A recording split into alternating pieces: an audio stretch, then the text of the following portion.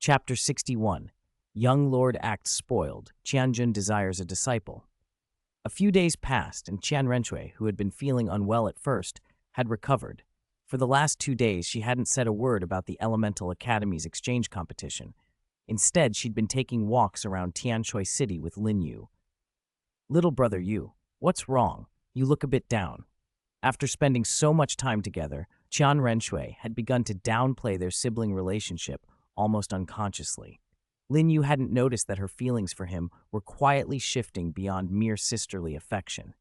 He used his wood spirit scroll to disperse some wood spirit qi into the still-growing crystal blood dragon ginseng, then shook his head decisively. "Nothing. I just get why sister stayed in Tianshui City. It's kind of funny. Sister's using me as bait." Qian Renshue's fair, jade-like hand hovered in midair, poised to touch him. She looked flustered. "Xiao Wu?" Before she could finish, Lin Yu took her hanging hand in his. He cradled her soft, jade palm in both of his and smiled. "I understand the reason, but on this continent you only get 1,000 days to be a thief, not 1,000 days to be on guard. The proper way is to catch all the opportunists at once. After all, Uncle Shi and Uncle Xi She are your bodyguards, not mine." Since he defeated Feng Xiaoqian at the Heaven Do Royal Academy, a number of unfamiliar people had been turning up near his home and near the academy in the last 6 months. After noticing the pattern, Lin Yu asked Qian Renxue to let Serpent Dragon observe for a day. Serpent Dragon discovered that none of the newcomers were familiar faces, despite their staying in Heaven Do City for years, and every single one of them had only wind attribute spirit power. The conclusion was obvious. Divine Wind Academy, or more precisely, the Feng family, wanted him dead. Why? Lin Yu was now a genius highly regarded by the Heaven Do royal family. Even his father Lin Zhan was constantly boasting to local nobles that my son Lin Yu has the potential to become a titled Douluo. Lin Yu inwardly muttered, "Dad, one of us is definitely going to get knocked out today." Killing a genius to curry favor with the people backing them was common on the Douluo Continent. If you had talent but no backing, people simply ignored you. If a powerful clan tried to recruit you and you refused, you could expect trouble. And who better to do the dirty work than the Feng clan, an entire family of agility attack spirit masters, ideal assassins except for Feng Xiaoqian, who combined power and agility. Naturally, Lin Yu had thought through the situation thoroughly. "So you knew all along, didn't you?" Without Lin Yu noticing when, a burly elder with white hair, whose face suggested he was only around 50, appeared beside them. His presence made Lin Yu's heart seize. The aura emanating from the man far surpassed Serpent Dragon and Xi Shui. Lin Yu estimated the elder was at least level 95, possibly higher. He relaxed only slightly. People above level 95 were rare, and the only ones who fit the description were a few old men from the Hall of Worship. "Grandpa Qianjun? Why is it you? Did Grandpa Demon Subduer come too?" Qian Renxue called, surprised. She had meant to summon one guardian to protect Lin Yu temporarily, not two. The 1,000 Jin Demon Subduer brothers, ranked 6th and 7th in the Hall of Worship, were both level 96. Though at the lower end of the Hall's elders, they were terrifying in their strength when they teamed up. Recently, they'd overindulged and actually ambushed Golden Crocodile. Predictable chaos had followed. The brothers had come not only because of Qian Renshue's letter, but also because they were looking for refuge. Golden Crocodile was hunting them across the continent. Qian Jun had been trying to think of an excuse to smooth things over with Qian Renxue when he noticed Lin Yu holding her hand. His eyes narrowed. "Ahem, your Grandpa Demon Subduer is just outside the city, but swear about this, does your big brother know?" Qian Jun asked. Qian Renshue's golden eyes showed a flicker of panic. "If you mean Xiao Yu, I already told Grandpa. He knows." She discreetly withdrew her hand from Lin Yu's. Her acting skills were superb. Even Qian Jun, who had watched her grow up, missed how nervous she really was. She then explained Lin Yu's current situation and how she had introduced him as her younger brother. "So, Shuer, you want me and your Grandpa Demon Subduer to act as guardians for this little brat for a while?" Qian Jun asked. "Just for a bit over a month, until Xiao Yu and I return to Heaven Do City." "Please, Grandpa Qianjun," Qian Renxue said, blinking her beautiful golden eyes and sounding sweet and spoiled. She dropped all older sister airs and went full coquette with Qian, who was the exact type to melt at such treatment. He couldn't bear to see her upset and immediately agreed. All right, fine, Shui'er, I'll do it. Thank you, Grandpa Qian. Thank you, Grandpa Demon Subduer.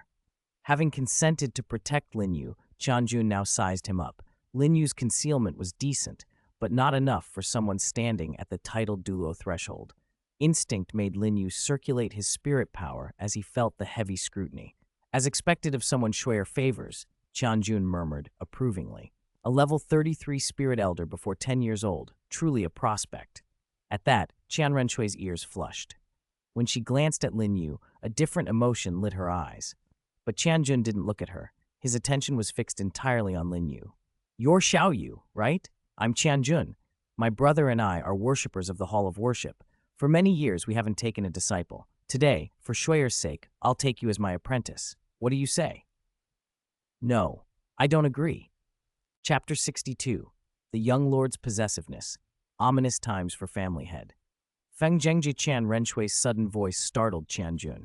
What is it, Shui'er? I'm only taking him as a disciple for his own good. Why do you object? The pouting girl fixed her golden eyes on Lin Yu and let out a soft snort. Grandpa Qian, did you forget? I already recognize Xiao Yu as my younger brother. If he becomes your disciple, wouldn't he be a generation above me? Qian and Lin Yu almost strained themselves with concern. They had thought something terrible had happened. All for this? Lin Yu grinned and said, Sister Shui'er, can't we keep our relationship separate? Even if I become his disciple, I'll still be your good younger brother. Lin Yu's gentle smile and clear, unclouded gaze softened Qian Renxue. Under that look, she finally relented. With Qian Renxue no longer blocking him, everything seemed to fall into place. Just as Qian was about to accept Lin Yu as his pupil and dream of showing him off to his old comrades, Qian Renshue's voice rang out again. Grand Qian, you can accept Xiao Yu as a disciple, but Xiao Yu is my right-hand man. He cannot leave Heaven Do City, and he must not leave my side.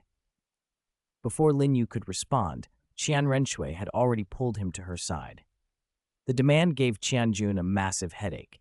If anyone else had tried to snatch someone from him, he'd have cracked a few skulls with his staff. But Qian Renxue was different, the cherished little princess the old men had doted on since childhood. If Qian so much as raised his voice, his beloved sister, the Thousand Jin Demon Subduer, might turn against him.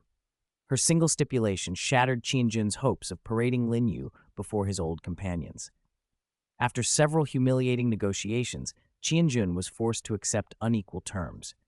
In the end, Lin Yu merely acknowledged Qian as a teacher in name only. Their bond would not be the deep master-disciple relationship he shared with the goddess of life. Having secured this convenient formality, Qian fled as if running for his life, afraid his little princess might empty his coffers if he lingered. With the arrival of the two revered elders, Qian and the Thousand Jin Demon Subduer, the burden on Serpent Dragon and Shi Shui, who had been charged with protecting Qian Renxue and Lin Yu, eased considerably. In their relief, they proactively asked the Thousand Jin Demon Subduer, who was posted outside the city, to investigate the Feng family's movements. Perhaps because their safety was now assured, Qian Renxue and Lin Yu, normally cautious, were bold for the next few days. With the Thousand Jin Demon Subduer's help, Qian Renxue left Tianshui City, assumed the identity of Shui Qinghe, and returned to Tianshui escorted openly by the Angel Clan's guards. As a prince of a nation, so long as he caused no trouble, Shui Qinghe received every courtesy from Heaven Water Academy. Accompanied by several elderly instructors from the academy, Shui Qinghe wore a mask of humility as he toured Tianshui City and the academy grounds.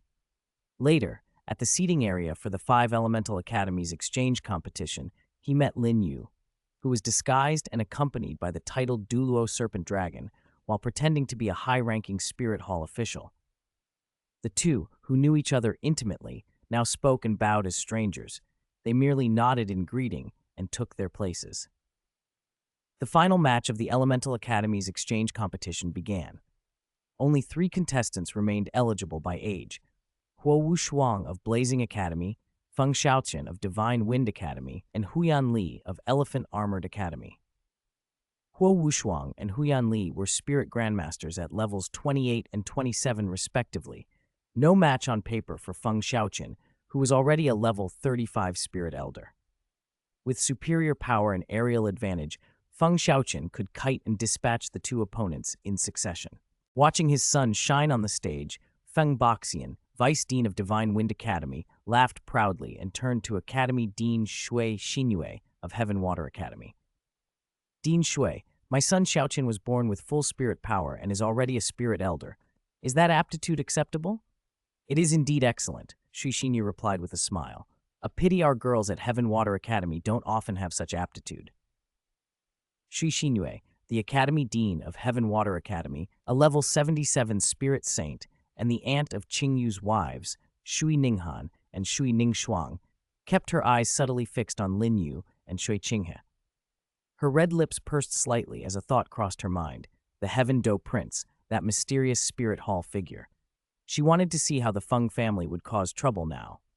What the Feng family didn't know was that the supposedly flawless trap they had laid near Tianshui City had already been discovered by the city's master and by their opponents. As the saying goes, walk by the river long enough and your shoes will get wet. The Feng family had walked so many dark roads that it was only a matter of time before they ran into retribution. Out west in the Heaven Do Empire stood Divine Wind Academy, more precisely, Shenfeng City, the Feng family's power base. To the west of Shenfeng City rose a massive mountain range that met the endless ocean. A few thousand miles to the north lay vast Sea City. A few hundred miles to the south, a border pass led to the Star Luo Empire. Though somewhat remote, Shenfeng City still hosted over 100,000 people, making it a considerable city on the Douluo Continent. Less than 10 miles west of Shenfeng City, backed by the mountain range, sat the Feng family's ancestral estate. With a city guarding the front and an impassable mountain wall behind, the Feng family had ruled this place for centuries, making their stronghold as hard to penetrate as an iron barrel. Under ordinary circumstances, unless their attackers were titled Douluo, the Feng family was nearly impregnable no matter how many came.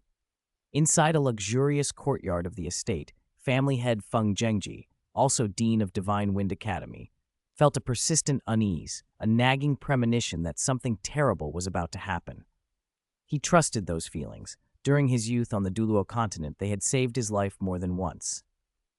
Now, he could not believe any enemies would casually attack his family here. His only real worry was for his blood, his sons and grandsons, some of whom were in Tianshui City. I hope nothing unexpected happens before I arrive, he murmured, a trace of worry in his eyes. Feng Zhengji did not hesitate. After making brief preparations, he led the bulk of the Feng family's elite spirit masters out, a move that felt like a road of no return. He thought to himself that staying might only bring a lesson, while going could risk everything, possibly even the family's ruin, yet he could not ignore his premonition. So he set out anyway. Chapter 63, Guest at the Shui family, Parents' profound love, Sisters' deep affection. As expected, Feng Xiaoqin, the eldest and most talented, easily won the final match of the Elemental Academy's exchange competition. Huo Wushuang from Blazing Academy, thanks to someone deliberately holding back against him earlier, still had a considerable reserve of spirit power. Using that advantage, he crushed Huyan Li, who was his peer. Huyan Li's defeat left Huyan Ao, Vice Dean of the Elephant Armored Academy, looking displeased. Losing to Feng Xiaoqin was one thing, but he hadn't expected his own son to fall to Huo Wushuang when their spirit power difference was barely significant. Huyan Ao could clearly see that Feng Xiaotian had gone easy on Huo Wushuang during the three-person bout, and that made his expression even uglier. He suspected the win had been arranged, and he silently noted Divine Wind Academy and Blazing Academy on his list. The student matches were over. Now came the trials between the prominent families within the academies. Unsurprisingly, the rising Feng family led the charge, followed by the Huo family of Blazing Academy and the Huyan family of the Elephant Armored Academy. Heaven, Water, and Thunder declined to compete. One had no interest. The other looked down on the rest, backed as it was by the upper three sects, most notably the Blue Lightning Tyrant Dragon Sect, which boasted the strongest beast spirit on the continent. With the competition concluded and Academy Dean Xinyue of Heaven Water presenting ceremonial prizes, the exchange finally drew to a close. Each academy left with its own agenda. Aside from Heaven Water, the other four academies hurried off without so much as polite farewells. Lin Yu, disguised as a high-ranking envoy from Spirit Hall, also made to leave, but found someone waiting for him at the exit, Vice Dean Qing Yu of Heaven Water Academy, a man Lin Yu had met once before. Qing Yu was married into the Shui family, but was no weakling in his own right. Qing Yu greets young master. I was busy with academy matters earlier. Please forgive me, young master, Qing Yu said, bowing. Lin Yu gave a casual wave. No need. You are not my subordinate, so there is nothing to forgive. Vice Dean Qing Yu, why are you here? Qing Yu, naturally composed and used to dealing with all kinds of people, knew how to respond to Lin Yu's cool demeanor. Nothing major. Since the exchange has concluded, the Academy is hosting a banquet. I came to see if young master would honor us with his presence. No, I have matters to attend to. Farewell. Lin Yu left no room for persuasion. He gathered Serpent Dragon, who had been waiting nearby, and departed Heaven Water Academy at once. Watching them go, Qing Yu sighed. This man is truly cold. Having failed to persuade Lin Yu, Qing Yu returned to report to Dean Shui Xinyue. When he finished, Shui Xinyue merely sighed and said, The situation on the continent has grown unstable these past few years, but we must not rush. We have not come away empty-handed. The second Prince of Heaven, Do, has agreed to my request. Qing Yu, please make contact with him. On the Douluo Continent, where strength decides status, women's positions were generally weak. While powerful female spirit masters existed in pockets in the original timeline, around figures like Tang Chen and in places Lin Yu remembered, the overall ratio of female spirit masters on the continent was pitifully low. Heaven Water Academy, despite its prestige as one of the elemental academies, was essentially a second-rate force and inherently fragile. If they misstepped even once, darkness could follow. After leaving Tianshui City with Serpent Dragon, Lin Yu returned quietly, restored his true appearance, and arrived at the Shui family residence with Qian Renxue, who was still disguised as Shui Qinghe. So, the Heaven Water Banquet is actually being hosted by the Shui family, Lin Yu observed. It seems the academy has its own private agenda. Walking beside him, Qian Renxue's expression was composed and respectful. Who doesn't speak sweet words when it suits them? A servant announced their arrival, and Qing Yu emerged to greet them. Greetings, Your Highness Shui Qinghe, and this gentleman is... He had only ever seen Lin Yu disguised as a 12 or 13-year-old, never in his true form. Seeing Lin Yu now surprised him. If the resemblance to Shui Qinghe's status hadn't made the introduction already clear, Qing Yu might have mistaken Lin Yu for another imperial prince. After Shui Qinghe introduced Lin Yu, Qing Yu's attention toward him dimmed. After all, the son of a mere Marcus was not worth much of his continued focus. Led by Qing Yu, they entered the Shui residence. Passing through a narrow alley, they heard a commotion. A small girl with ice-blue hair, no older than 4 or 5, was sobbing as she was berated by Shui Ningxuang. Shui Ningxuang held a jade box in her hand and, in her anger, hurled it at the child. "Shuanger, stop!" Qing Yu cried out instinctively. Even without knowing the details, a father's first reaction was to protect his child. But the jade box had already been thrown. At the last moment, another girl, slightly older and more composed, wrapped herself around the sobbing child. The box struck her instead. She paled briefly but made no sound. Then, as if nothing had happened, she smiled softly. "Yuer, don't be afraid. It's all right," the older girl said gently. Held in her arms, Shui Yuer's tear-filled eyes shimmered. "Sister, Yuer was wrong. I shouldn't have sneaked and eaten the spirit medicine father and mother saved for sister." Her words, choked with sobs, reached both Qian Renxue and Lin Yu clearly. Both of them remembered the icebound forest. The unease they had felt there now made sense. Lin Yu felt nothing but the familiar warmth of parental love in that moment. Parents everywhere were protective and compassionate. Those who loved their children most were their parents. The Shui Binger sisters were lucky. Though half-sisters, they were truly cared for by their family. Seeing the comforting scene stirred something in Qian Renxue, too. Envy mixed with a tender sadness and melancholy. Lin Yu noticed the change in her at once, and cleared his throat to bring her back to the present. Chapter 64. Brother, you don't want your sister to fall for someone else, do you? The interlude with the Shui sisters passed quickly. Under Vice Dean Qingyu of Heaven Water Academy's guidance, Lin Yu and Shui Qinghe arrived together at the Shui family banquet. Alongside them were Heaven Water Academy's most outstanding students and several members of its administration. Although the Academy's top masters ranked lower compared with other elemental academies, its overall strength was the greatest among them. The more than 10 administrators attending the banquet almost all had cultivation above 5 rings. None were spirit ancestors. While Shui Qinghe busied herself probing and bargaining with Academy Dean Shui Xinyue and Vice Dean Qingyu, Lin Yu chatted amiably with a few excellent students from Heaven Water Academy. He didn't notice that the wineglass in Shui Qinghe's hand trembled slightly. After a time, when Lin Yu reluctantly took his leave of the Academy's pretty girls, a blue-haired little girl quietly crept to his table. Her fair hand slipped a plate of light pastries into a small lunchbox she carried, but she was not very deft and knocked over several plates. Quick-witted, Lin Yu caught the falling dishes before anyone else noticed, then gently pulled the child, Shui Binger, out from under the table and patted her head. "Still sneaking around in your own home?" he teased. "Big brother, I'm sorry. Binger didn't mean to. Yuer's been grounded by father, and I just wanted to bring her some food," the little girl said, obedient and adorable. Lin Yu couldn't help but lightly pinch her porcelain-white, tender cheek. "You don't have to be so careful. You can take some of these things from the banquet. I'm sure your parents wouldn't blame you." "Really? Big brother, you wouldn't lie to me, would you?" She blinked those gem-like, ice-blue eyes. Lin Yu smiled. "Don't worry. Binger's so cute. How could I lie to you?" Though young, Shui Binger was clever. That was why Vice Dean Qingyu and his 2 wives had allowed her to take the precious condensing water flying Luan treasure they had risked so much to obtain. It wasn't favoritism so much as that Binger's temperament was steadier and more sensible than her sister Shui Yuer's. The little girl stared at Lin Yu's faintly reddened eyes for a long moment and then thanked him.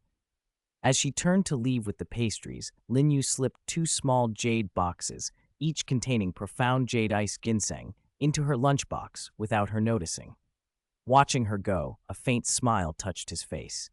His arrival on Douluo Continent had already set things in motion. Though the changes were not yet enormous, they would shape the future.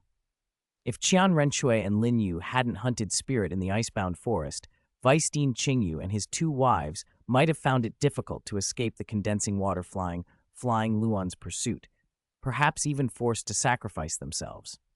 Because Lin Yu had interfered, the sisters' fates changed significantly.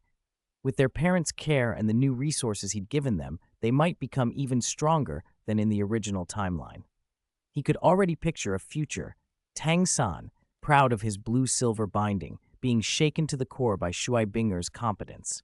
The thought made him chuckle. "It looks like Brother Lin Yu's smile has gotten a bit mischievous," Shui Qinghe said, appearing at his side and patting his shoulder. She spoke without ceremony. "It's late.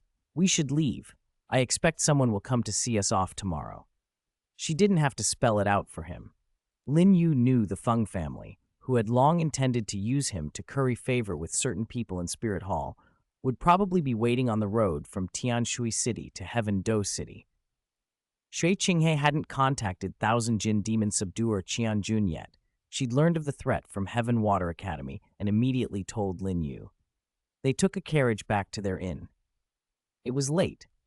To prepare for the Feng family's possible ambush outside Tianshui City the next day, Lin Yu stopped cultivating to conserve his energy. Before he could wash up, Qian Renxue appeared in his room. She wore a goose-yellow dress. Her beauty was peerless, her eyes bright and intelligent. Lin Yu's face brightened the moment he saw her. He fawned after her, massaging her shoulders and waist, then laughed awkwardly. "It's late. Sister, why aren't you resting? Why did you come to your brother's room?" Qian Renxue's lips curved into a half-smile. "Stop it. Don't think I didn't see you chatting up those girls from Heaven Water Academy. Have you found someone you like?" Lin Yu felt a prick of alarm in the air and immediately shook his head, feigning distress. "Sister, what are you saying? I'm still a child." Qian Renxue didn't fall for it. Her slender fingers rested on his waist. Maybe, but I remember someone once said he would always be by my side and never leave me. I'm starting to suspect that person was just teasing me. Before Lin Yu could answer, she folded him into an embrace. The sight of this young beauty in her prime left him momentarily stunned. He instinctively wrapped his arms around her soft, boneless waist. A flash of triumph passed through Qian Renxue's eyes. He's still just a little brother, easy to handle.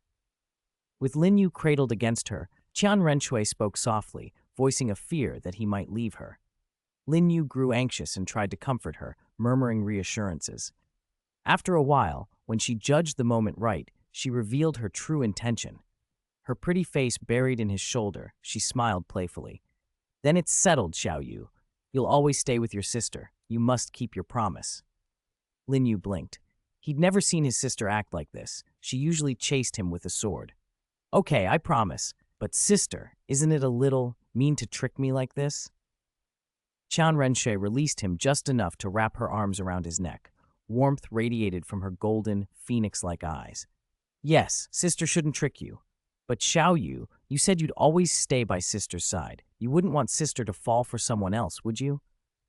She pressed a light kiss to his forehead, like a dragonfly touching the water. Her face flushed, making her look even more enchanting. Lin Yu froze, his mind spinning with the sudden intimacy. For a moment, he allowed himself to forget the Feng family's threat. With 4 titled Douluo accompanying them tomorrow, surely nothing serious could happen, he thought, and the worry drifted to the back of his mind. Chapter 65, Divine Wind Academy Strikes, Dragon Trapped. The night passed without incident. Led by the Shui family in Tianshui City, every local family, great and small, and the gathered townspeople respectfully saw off Shi Qinghe, the second prince of the Heaven Do Empire, as he departed the city with his guards and retinue. 15 minutes after leaving, at Lin Yu's request, Qian Renxue shed her spirit bone disguise. Her exquisitely beautiful face was revealed. A hint of resentment flashed in her brilliant golden phoenix eyes, but she was also secretly pleased. At least her appearance had affected Lin Yu the way she had hoped. For Lin Yu, Shui Qinghe's looks, just a disguise, were annoying to have to look at. More importantly, Qian Renxue had confessed to him the night before. If he didn't take this quiet moment now, there might not be another chance once they reached Heaven Do City. With Qian Renshue's encouragement, Lin Yu enjoyed an unusual pampering, a lap pillow. Leaning against those long, smooth thighs and feeling the soft, feminine warmth, he cheekily nuzzled his head. His boldness made Qian Renshue's cheeks flush. Her jade-like hand gently patted his forehead. Behave, don't move. They had nearly confessed the night before, but now they were, at best, a couple in name. Reproved by Qian Renxue, Lin Yu instantly felt a little sheepish. He leaned into the comfort beneath him and whispered, "Sorry, Sister Xuer. Did I make you angry?" Qian Renxue shook her head. Her loose golden hair brushed his cheek. Her fingers rested lightly on his head, and her lips parted a little. "Sleep for a while. Later there won't be time." "Okay." Whether sister in blood or in name, when Qian Renxue softened, Lin Yu found it impossible to resist. She narrowed her eyes and pressed a few acupoints on his head to ease his fatigue. Under her gentle touch and the scent of her maiden fragrance, he gradually fell asleep. Watching him, finally showing the tender innocence of youth, Qian Renshue's phoenix eyes shimmered. She murmured, "Having you here truly puts my mind at ease." The carriage crept along. An hour had passed, and they were 100 miles from Tianshui City. As they entered a narrow defile flanked by cliffs, Qian Renxue, still massaging Lin Yu, received a spirit transmission from Thousand Jin Demon Subduer. "Xuer, Divine Wind Academy is ambushing us on the cliff ahead. 2 spirit saints and 7 spirit kings. Shall I deal with them personally?" Qian Renxue did not possess Thousand Jin Demon Subduer's deep spirit power and spoke only in a whisper. "Not yet. Otherwise that woman will cause trouble for Grandpa again." Though quiet, Thousand Jin Demon Subduer heard her and obeyed. He concealed himself and held his hand. At the same time, Qian Renxue activated her spirit bone again and resumed Shui Qinghe's appearance. Lin Yu opened his pale red eyes and slowly rose from her lap. On the cliff above, 9 figures in cyan robes and masked faces had appeared. The leader looked down at the exclusive carriage reserved for Shui Qinghe. There they are. Everyone, your target is only that red-eyed youth. Do not harm the second prince. The command drew a rebuke from one man, the second spirit saint in the squad. Why not? If we kill, we should cut the root. Shuye still has a younger brother and a son. Killing this prince won't destroy the Heaven Dew royal family? His voice was sharp and bloodthirsty. Even the 7 spirit kings under him shivered. The leader sighed. Over the years, the family has ordered hits to secure alliances. I know you do this for the family, but the situation is unclear now. We cannot place reckless bets. We mustn't completely alienate the Heaven Dew Empire.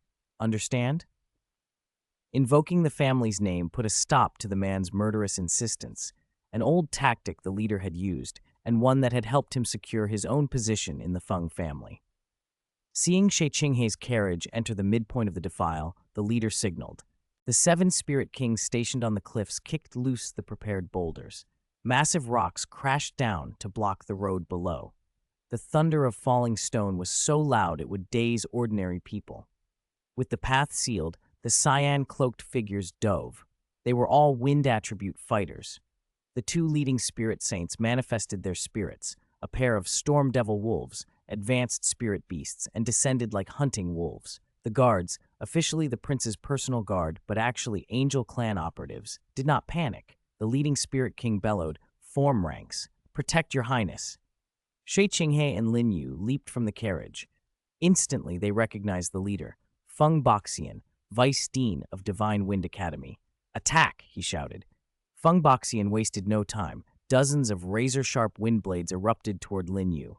Hesitant about which side to choose in the bigger struggle, he was ruthless in the moment and acted decisively. The 7 spirit kings engaged the guards assigned to protect Shui Qinghei.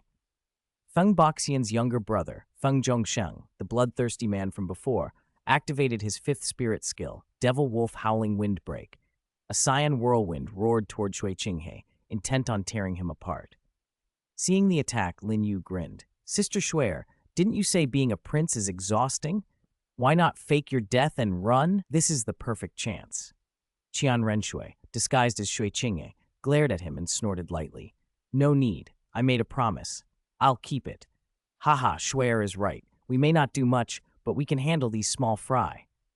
2 hearty, slightly aged voices answered. 2 burly, tall men with similar faces stepped forward. Thousand Jin Demon Subduer and his brother, the pair who had accompanied them all along.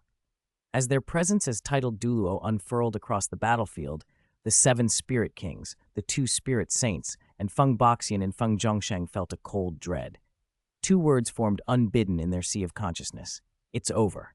Chapter 66. The Divine Wind Clan is annihilated. One escapes. The Golden Crocodile arrives. The Coiling Dragon flees. Once a titled Douluo breaks past rank 90, their status shifts as if heaven and earth themselves have changed. Even attacks from Feng Boxian and his full-blooded younger brother Feng Zhongsheng, when they struck at Thousand Jin Demon Subduer, could be shrugged off as if no spirit power had been used at all. "Senior, we are from the Divine Wind Academy. My father is the family head. If we have offended you in any way, please forgive us." Feng Boxian, who had always taken pride in his cleverness, now stammered helplessly. Feng Zhongsheng, the brother he had long competed with, had lost all the murderous arrogance from moments before. He crouched like a frightened quail. Zhang Mo idly scratched his ear and said offhandedly, "Oh, so you're the descendants of that little mutt. After all these years, he still hasn't become a titled Douluo? Still stuck?" Zhang Mo calling the Feng family's proud storm devil wolf spirit a little mutt made the brothers seethe inwardly, but they dared not show any displeasure. To survive, the 2 brothers forced themselves to flatter Thousand Jin Demon Subduer and kept apologizing to Lin Yu. It was all in vain. After the way Qian Renxue had confided in him last night, Lin Yu had become one of the most important people in her life, and because of the Feng family's past with her, she had long since marked them as enemies. No amount of begging would save them. "Send them on their way. Make sure their bodies are left intact, so their father, with his poor eyesight, can still recognize his own sons," Qian Renxue ordered. "That's only natural." Zhang Mo chuckled, and with a single wave of his hand, an immense pressure rolled out and bore down on the Feng family members. A rank 96 titled Douluo is essentially on a second plane of existence, a super Douluo. Those who reach this height are listed among the offerings of the Spirit Hall and enter the Hall of Worship. Qian Jun and Jiang Mo, though ranked low in that hall, were no weaklings like Yue Guan and Gui Mei. Even without combining their powers, they were terrifying. Under Jiang Mo's oppressive spirit power, the 7 Spirit King experts with the Feng family were the first to collapse. Their eyes bulged and veins burst as their life auras were squeezed away, and in a few breaths, the 2 brothers, Feng Baxian and Feng Zhongsheng, could no longer hold on. Just as their lives were extinguishing, a green light cut across the horizon. The family head cried out in anguish. "No! Baxian, my son!" Jiang Mo's expression tightened. "This old man is a bit late, but I'll be cruel. I cannot allow a father and sons to see one last time." He unleashed his full Super Duo prestige. The 2 already clinging to life lost their life aura completely. The green light arrived a beat too late. Seeing Feng Baxian and Feng Zhongsheng fall, the man who had just appeared cried out mournfully, "Baxian! Zhongsheng! Family head, you've come a step too late. Your sons brought this on themselves. Don't blame the lords of the offerings for being ruthless." Serpent Dragon and Xi Shui stood with Qianjun and Jiang Mo, and the family head was stunned. He recognized Serpent Dragon and Qi Shui as men of that generation who had crossed paths with him before, and now understood they belonged to the Spirit Hall. Looking at the Qianjiang brothers, elders of a generation above him, he realized with dread that he had walked into the Spirit Hall's plan. Bitterness flooded him. "This is fate's cruelty," the family head said hoarsely. "Even if I, Feng, meant no harm, would you still slaughter my children?" "You're mistaken," Qianjun said coldly. "Intentions don't matter. Anyone who dares ruin Spirit Hall's plan deserves death." At his words, Thousand Jin Demon Subduer advanced, swinging his rod in a clean, crushing arc toward the family head and the dozens of Feng family retainers who had accompanied him. A fierce look flashed across the family head's face. "Eighth spirit skill, Storm Wolf's Heavenly Fury," he roared, abandoning caution. He activated his martial soul true body and unleashed his strongest spirit ability. A 10-meter-tall Azure Wolf Phantom charged at the coiling dragon rod. For an agility-attacking spirit master like him, it was a fearsome move, but the gap in spirit power was overwhelming. The wolf only briefly blunted the strike. Taking advantage of the opening, the coiling lance pierced through. The wavering family head finally met his end. With him dead, Xi Shui, cold and efficient, swept aside the remaining Feng family fighters. The metallic tang of blood in the air made eldest Miss Qian Renxue uncomfortable. The Angel Clan's quick-witted guards moved to tidy the scene. They gathered the bodies, took them to a secluded spot, dug deep and buried them. With the Feng family trouble resolved, Qian Renxue dropped the facade of Shui Qinghe and reverted to the delicate, arresting beauty she naturally possessed. She stepped forward, took Lin Yu's hand gently, and approached Thousand Jin Demon Subduer with a sweet smile. "Shuer thanks both grandfathers for coming to the rescue," she said. Jiang Mo's previously indifferent face softened into a smile. "No trouble. Whatever Shuer asks, these old bones will do, even at the cost of our lives." Lin Yu's eyes, faintly reddened, flickered. That wasn't idle flattery. In the original timeline, Spirit Hall's great scheme was ruined by Bibi Dong. These old men of the Hall of Worship truly followed Qian Renxue to the end and perished with Spirit Hall. As those memories rose in his mind, a familiar, roaring voice cut across the courtyard. "I finally found you two. Thousand Jin Demon Subduer. You 2 brats, learn to show some respect for your elders." The voice was unmistakable. Lin Yu's mind supplied the image of the golden crocodile. Qian Renxue, delighted, waved and kept calling, "Grandpa Golden Crocodile." Only around her biological grandfather, the offerings, and Lin Yu did she let her maidenly charm show so openly. Lin Yu smiled faintly and tightened his grip on her soft jade hand. The scene that had been thrilling for Lin Yu was anything but for the men involved. The 2 escorting Douluo, their faces drained pale, looked like parents who had watched their children die. "Brother, what do we do?" one gasped. "Are you stupid?" The other hissed. "Save ourselves. Run." They abandoned the escort mission they had promised Qian Renxue. Their own survival mattered most. In an instant, the 2 surged forward, becoming streaks of light as they shot away like meteors. Chapter 67. 2 years have passed, heading to Nuoding City. 2 years had slipped by quietly. In the sunset forest, beside the ice and fire yin-yang, well, there were many strange heaven and earth treasures, but the most eye-catching sight was the outer ring of the well, a vast field of crimson plants that at a glance looked remarkably like the rice Lin Yu remembered from his past life. Not far from the field stood a delicate wooden house. A young man with short black hair, sword-like brows, and star-bright eyes, handsome, with a mixture of youthful softness and a deadly edge, stood by a window. His light red eyes took in the swaying crimson plants with obvious delight. Not bad. In only a year and a half, this dragon blood rice not only survived in the ice and fire yin-yang well, it's multiplied. Lin Yu smiled. The dragon blood rice had been one of the treasures young Miss Qian Renxue obtained for Lin Yu from her beloved grandfather, High Priest Qian Douluo, after she accompanied him to the ice and fire yin-yang well. Qian Renxue had argued that her grandfather, with his advanced cultivation and long life, had no use for hoarding such things and should pass them on. With Qian Renshue's insistence and the tacit encouragement of the other 6 high priests, Qian Dalu's personal stash had been lightened by a third, mostly because Lin Yu, who was there, advised restraint and prevented her from taking everything at once. Qian Dalu had been inwardly touched. Lin Yu quietly stepped out onto the porch and reached out to stroke the blood-red stalks. The dragon blood rice plants towered over 2 meters tall, their heads heavy with grain. One last harvest. I hope this will be enough, he murmured. At his words, the wood spirit scroll appeared in his hand.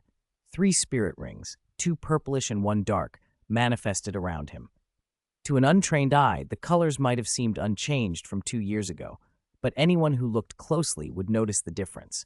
The first 2 rings had taken on a purplish-black hue, a color only seen in spirit rings that had aged nearly 10,000 years.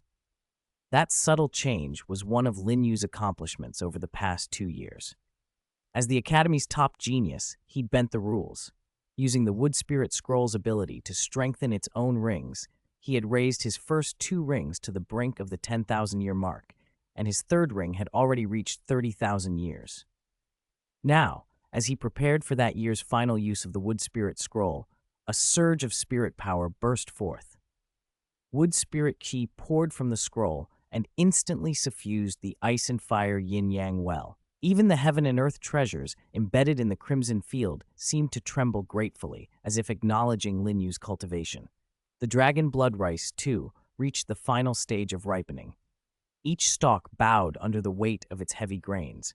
One stooped so low it brushed Lin Yu's shoulder. Before it could rest against him, a fair, slender jade hand seized the stalk. "So this is what mature dragon blood rice looks like," said a clear, melodious voice.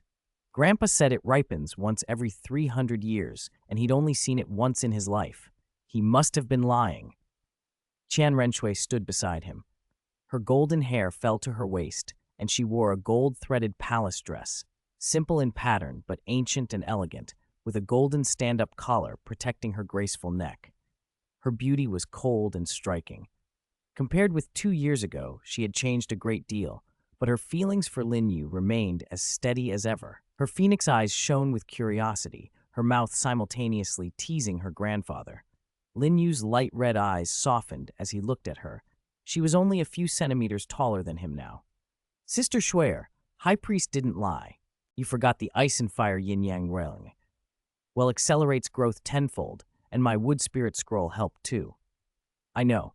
Qian Renxue stroked the heavy grain, which weighed over half a jin, and whispered conspiratorially, "I mostly wanted to know what it tastes like." As she spoke, the maturing dragon blood rice pushed the wood spirit scroll's rings further. Under the influence of ripening such a high-grade plant, one that naturally took centuries and required true dragon qi, the scroll's strengthening effect was far more powerful than when Lin Yu had initially tested it on low-grade blue-silver grass. The first 2 rings darkened into a deep black and surged forward. By the time the field finished ripening, Lin Yu's first and second spirit rings had advanced to the 30,000-year tier, and his third had climbed to 40,000 years. Qian Renxue watched the change with obvious pleasure. Before Lin Yu could sheath his spirit, she hugged him impulsively. The The familiar fragrance of her enveloped him. Lin Yu returned the embrace, slipping an arm around her slender, soft waist and teasing, "Sister Shuer, aren't you busy? How do you have time to come find me?" She leaned into him and rubbed against his chest in contentment. "I came to see you. You've been slacking the past 2 years. Haven't you broken through to Spirit Ancestor yet? If you haven't, humph," Lin Yu laughed. "I'm lucky. I broke through yesterday. You pass. And also, this." Qian Renxue plucked the rice head she'd been holding and offered it to him, smiling. "Little brother Yu's handiwork. I still trust you." Lin Yu accepted it with a somewhat helpless smile. "Sister Shuer, enough teasing. There's something more important I want to talk about." At his seriousness, Qian Renxue straightened, her coquettish mood vanishing as she fixed him with an intent look. "Not long ago, I heard Father mention that one of his former subordinates from far-off Fasinuo province reported seeing a little girl riding an extremely fierce 1,000-year underworld flame lion. Father thought it was just a rumor, but I kept thinking, 'A transformed spirit beast, you mean?'" Lin Yu interrupted softly. He thought about the strange rabbit they'd heard of. Despite its other shortcomings, it was still a 100,000-year spirit beast. He didn't need it personally, but as Sister Shuer's 7th spirit ring, used to form a martial soul true body, it would be appropriate. He let the idea sit for a moment, turning it over in his mind. Chapter 68, The Young Lord's Kiss, the sublimation of the autumn water dew of the River of Oblivion.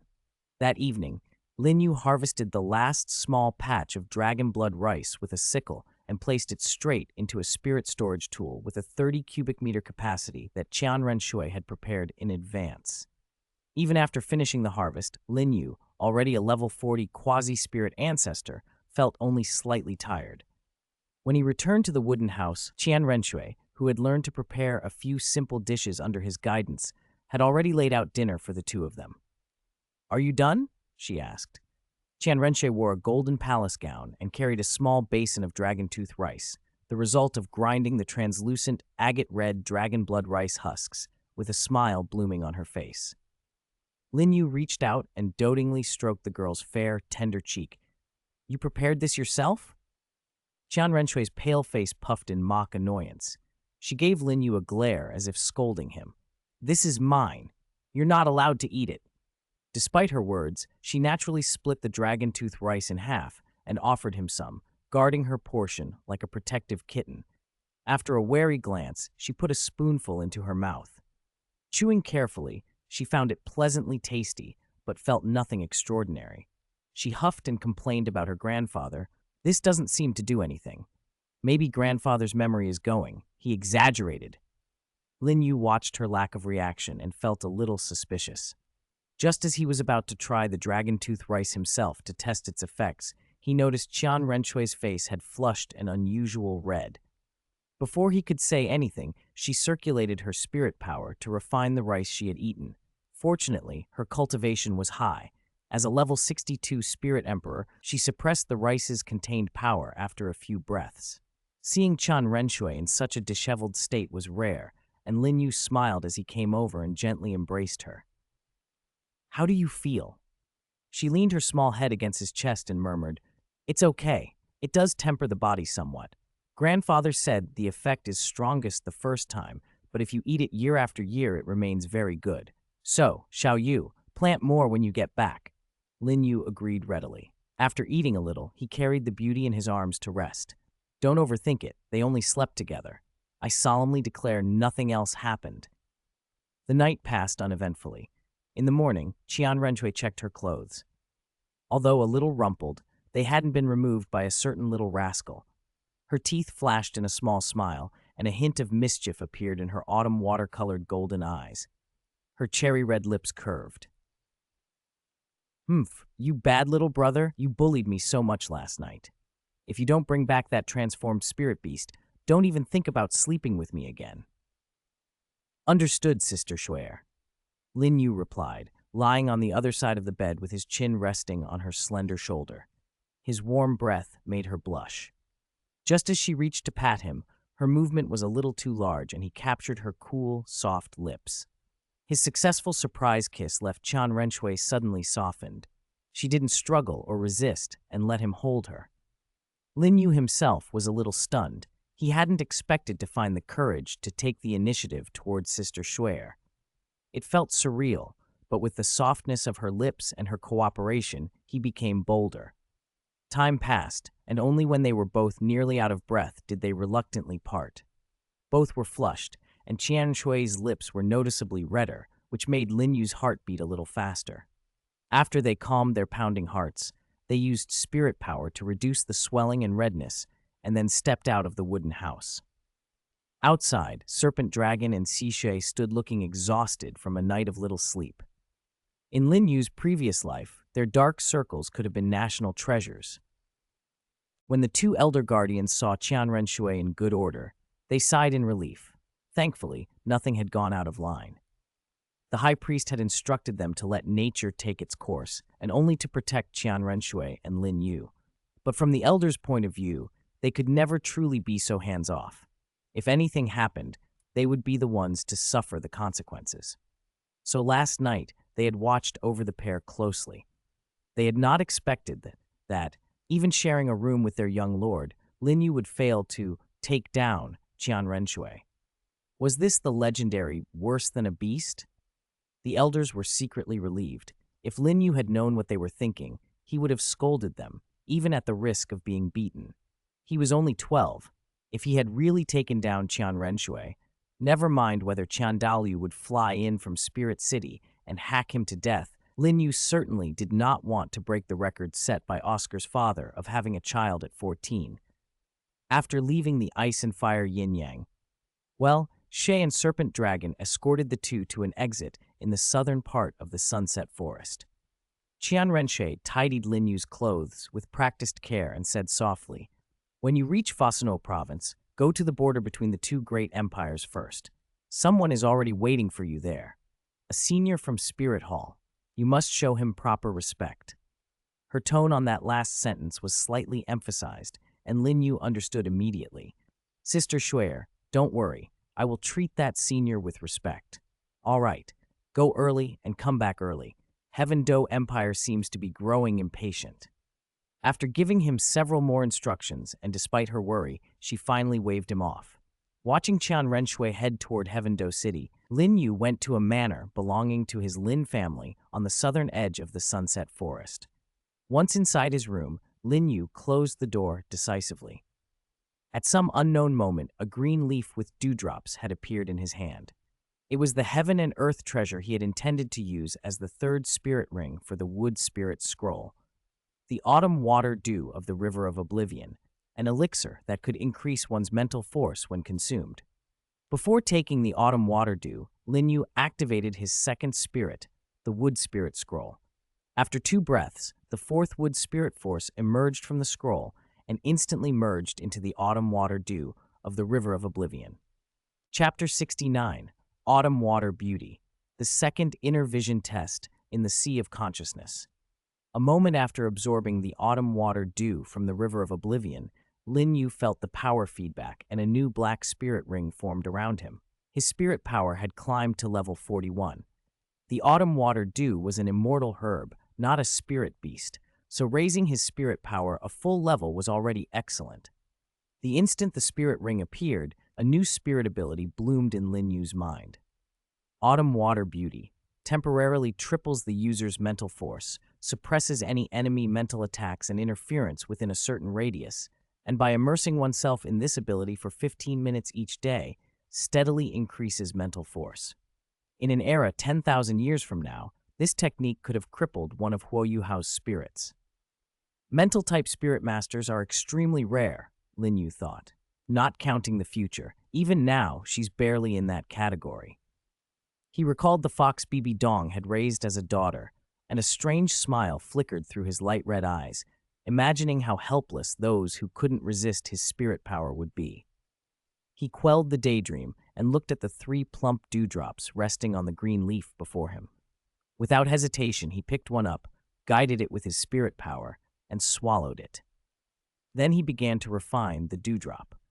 Perhaps because his self-control was strong and the autumn water dew was gentle, the effect came quickly. Lin Yu felt refreshed and clear-headed. His mental force hadn't jumped a whole realm, but it had advanced significantly. He could sense the flow and circulation of his spirit power more distinctly. It now moved along the 12 meridians that humans in his former life possessed. But the circulation speed varied.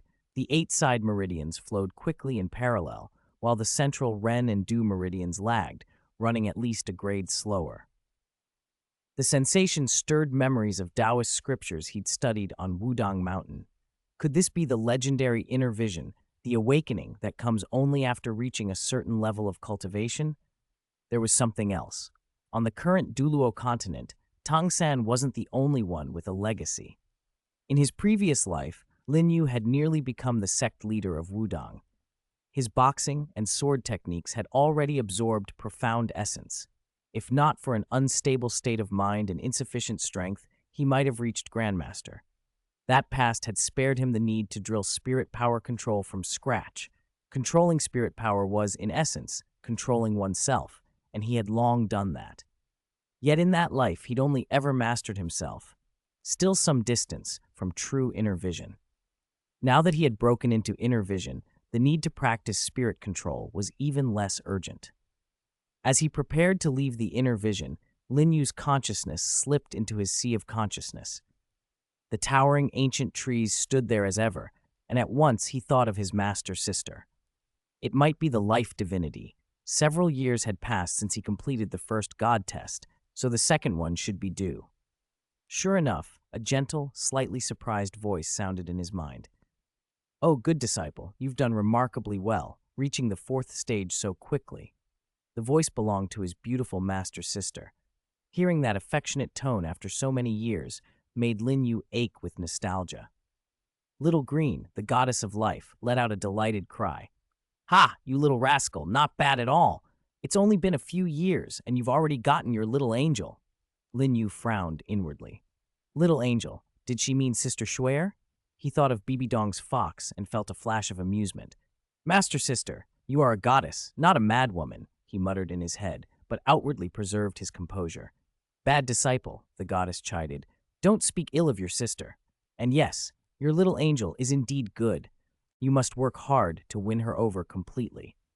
Before Lin Yu could respond, the image of Little Green manifested fully in his sea of consciousness. Her slender, porcelain-white hand lightly pinched his cheek. Her emerald eyes danced with mischief. Lin Yu's heart tightened, and he offered a sheepish smile. "Master sister, I was wrong. I won't do it again." He yielded without resistance. Little Green tapped his forehead with a delicate finger, because this was inside his sea of consciousness, where everything centers on him. It didn't really hurt. She sighed faintly and spoke softly. "Children are only cute when they're small. Once they grow up, they go astray."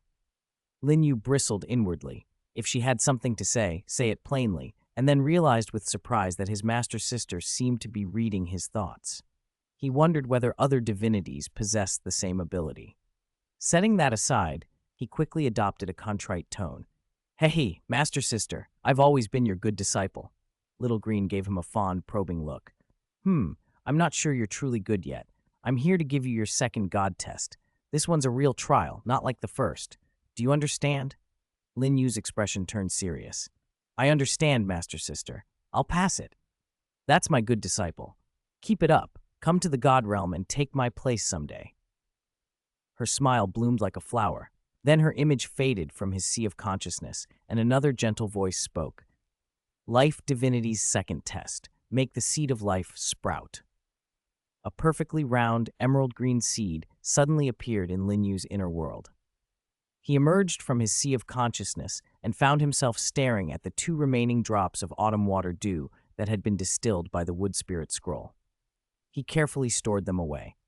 After arranging a carriage through the Lin family manor's servants, Lin Yu set off south. Please collect, please vote. Chapter 70, Grandmaster Yu Xiaogang. On the inheritance of giving oneself away? Fasinuo province, at the southern edge of the Heaven Do Empire, was the only province that bordered the Star Luo Empire directly.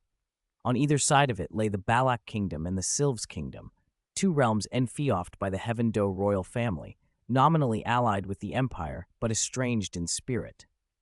Caught between the Starluo Empire and those two kingdoms, Fasinuo still belonged to the Heaven Du Empire and had not yet become an enclave.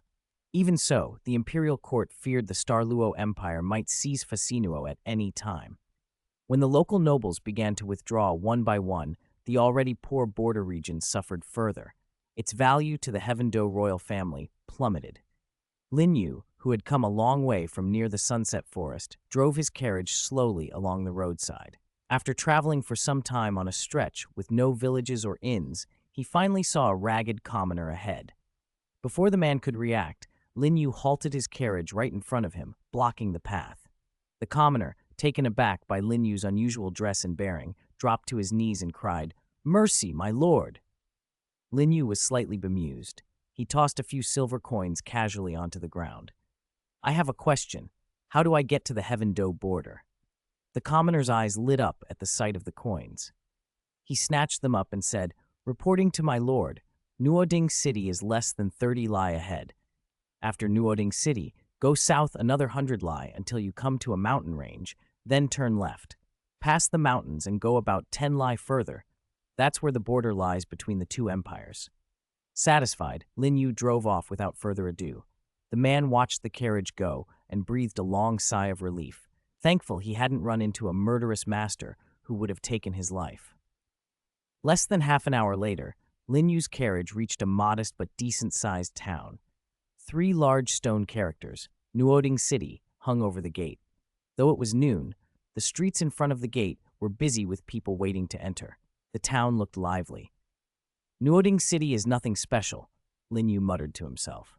Yet who would have thought that such an unremarkable small town could hide something capable of overturning a dominant force on the Douluo Continent? He pulled his carriage into the queue with the common folk, paid the entrance toll, and entered the city. After leaving his carriage at a respectable inn and asking the proprietor a few questions, he headed straight for the Nuoding Elementary Academy. Nuoding was small, but its academy was spacious and ranked well among typical elementary academies. As Lin Yu reached the academy gate, a young man with a crew cut and a fawning smile hurried over. "This humble one greets you, young master.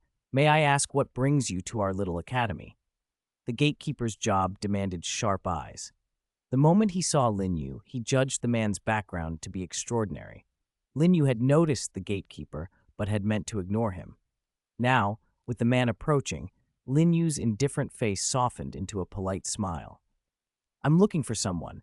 Is there a middle-aged man named Yu Xiaogang here, or perhaps a work-study student called Xiao Wu?" The gatekeeper's flattery slipped away, and he frowned. "I'm truly sorry, young master.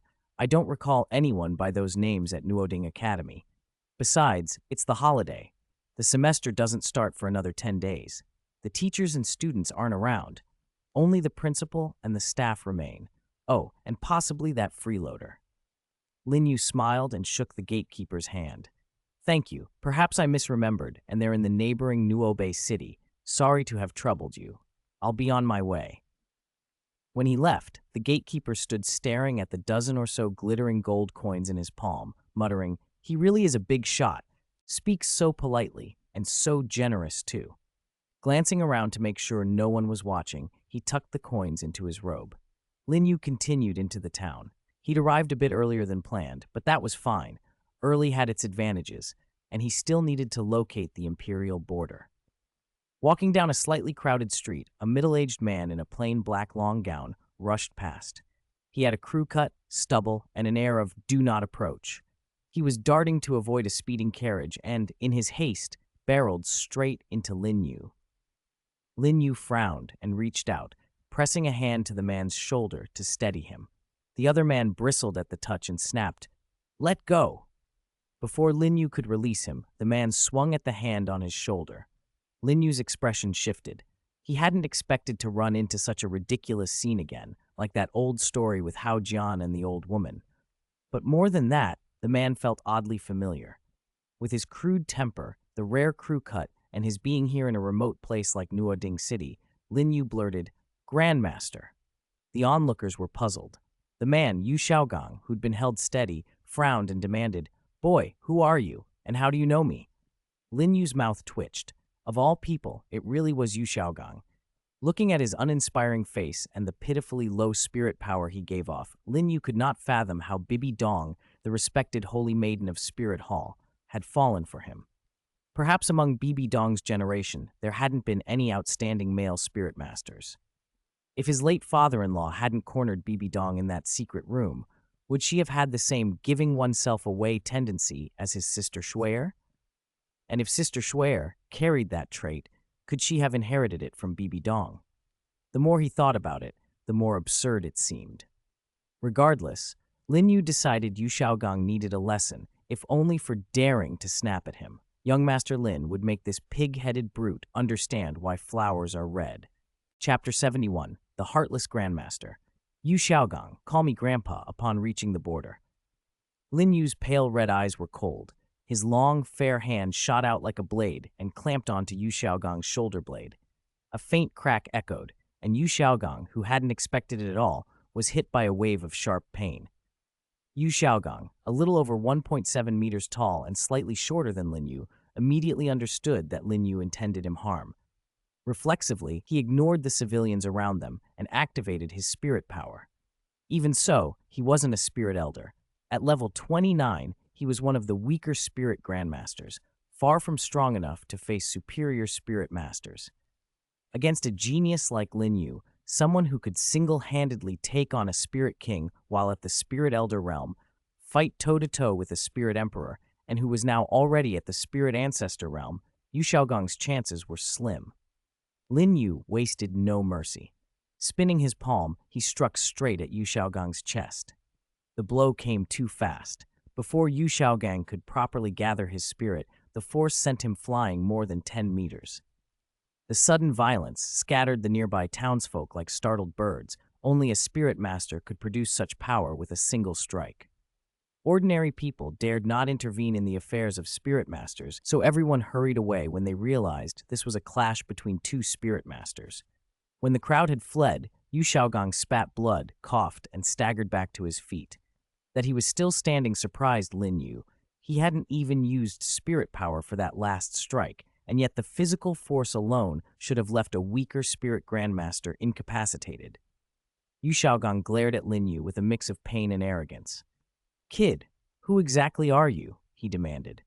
"Who do you think I am, and why should I tell you?" Lin Yu replied, his voice flat and emotionless. Yu Xiaogang's mind raced.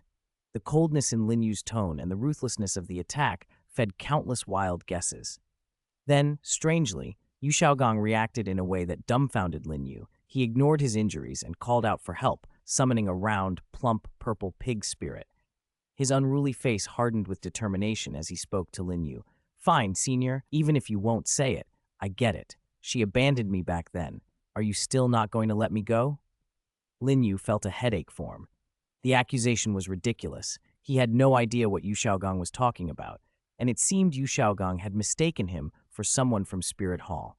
Unsure how to respond and briefly tempted to end him on the spot, Lin Yu instead kicked. He had perfected martial arts in a past life. The kick was precise and devastating. The force behind it would have toppled even a defensive spirit elder. Yu Xiaogang, stunned and unable to react in time, looked death in the face. Memories assaulted him.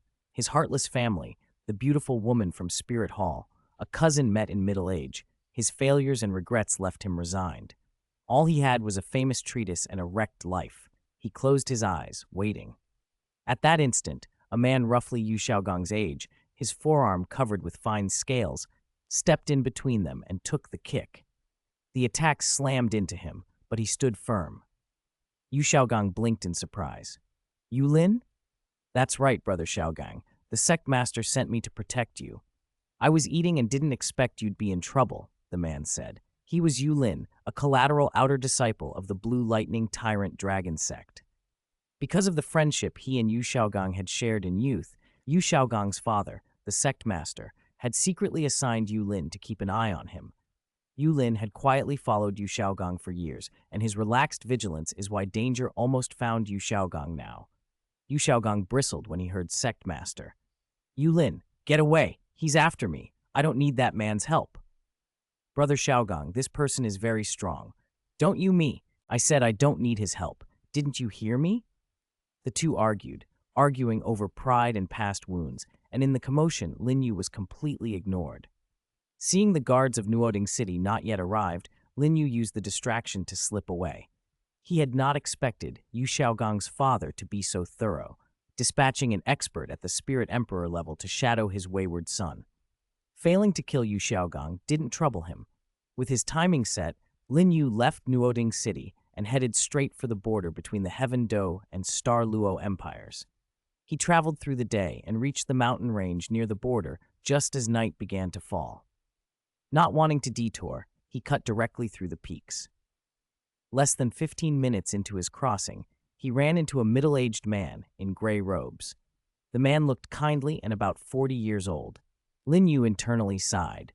This man had a charm far more appealing than Yu Xiaogang ever would. The man was holding two weak spirit beasts in his hands. His gaze fell on the storage spirit tool with golden gems on Lin Yu's left wrist, a birthday present from Qian Renxue, and his lips twitched into a smile. "I thought you'd take longer to get here. I didn't expect you'd arrive today."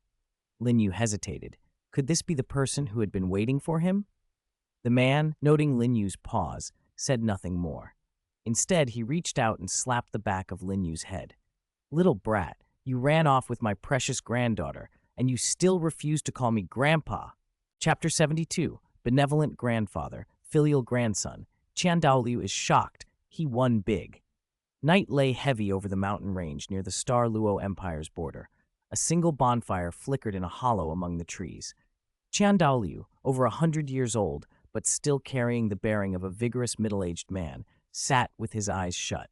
Lin Yu, hair a little mussed, sat hunched at the fire, carefully brushing a roasted wild chicken with high-grade spirit beast honey and spices. The aroma sent little ribbons of steam into the cold air. Qian Daoliu opened his eyes at the scent. Before Lin Yu could react, the old man, a limit Duuluo, had already reached over and snatched the phoenix-tailed chicken straight from the rack. "Huh, not bad, young man." Shuer wasn't lying to this old man, he said, taking a massive bite. Watching Qian Daoliu devour the chicken and seeing the proud, expectant look on Lin Yu's face, the old man felt not the slightest guilt.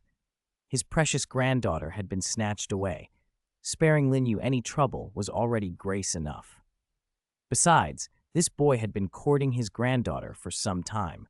He'd even heard rumors from the serpent dragon that the two had shared a room.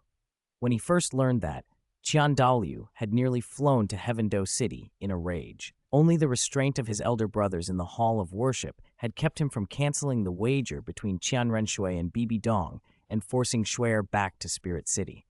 So he didn't bother with formalities. He made Lin Yu call him Grandpa and proceeded to quiz the young man about how he'd fallen for Qian Renxue. Since Qian Daoliu had taken on the elder's role, Lin Yu, for the sake of face and future, told the truth. "You saw her at the Heaven Do Royal Hunting Ground when she was 6.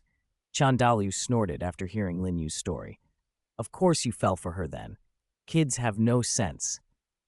After finishing the 10-pound bird and washing it down with a long swallow of wine, Qian Daoliu looked at Lin Yu with a half-smile. "You're quite something, kid. If this were Spirit City and you dared to provoke Shuer, I could make sure you didn't see sunrise tomorrow." Lin Yu laughed awkwardly. "Grandpa, you're mighty. I'm only a lowly spirit ancestor. An esteemed elder like you could deal with me any day." Qian Daoliu watched his obsequiousness and shook his head. Lin Yu's quick tongue might be his only real talent besides his legacy. Not that the salesman used to selling words had much else to his credit back then. "All right," the old man said. "Since you and Shuer are at this point, I won't meddle much. There's just one thing I want you to be prepared for." Lin Yu's face tightened.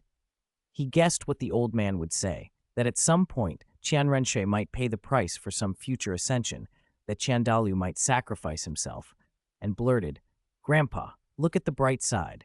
You've lived over 100 years. That's more than most on the Douluo Continent.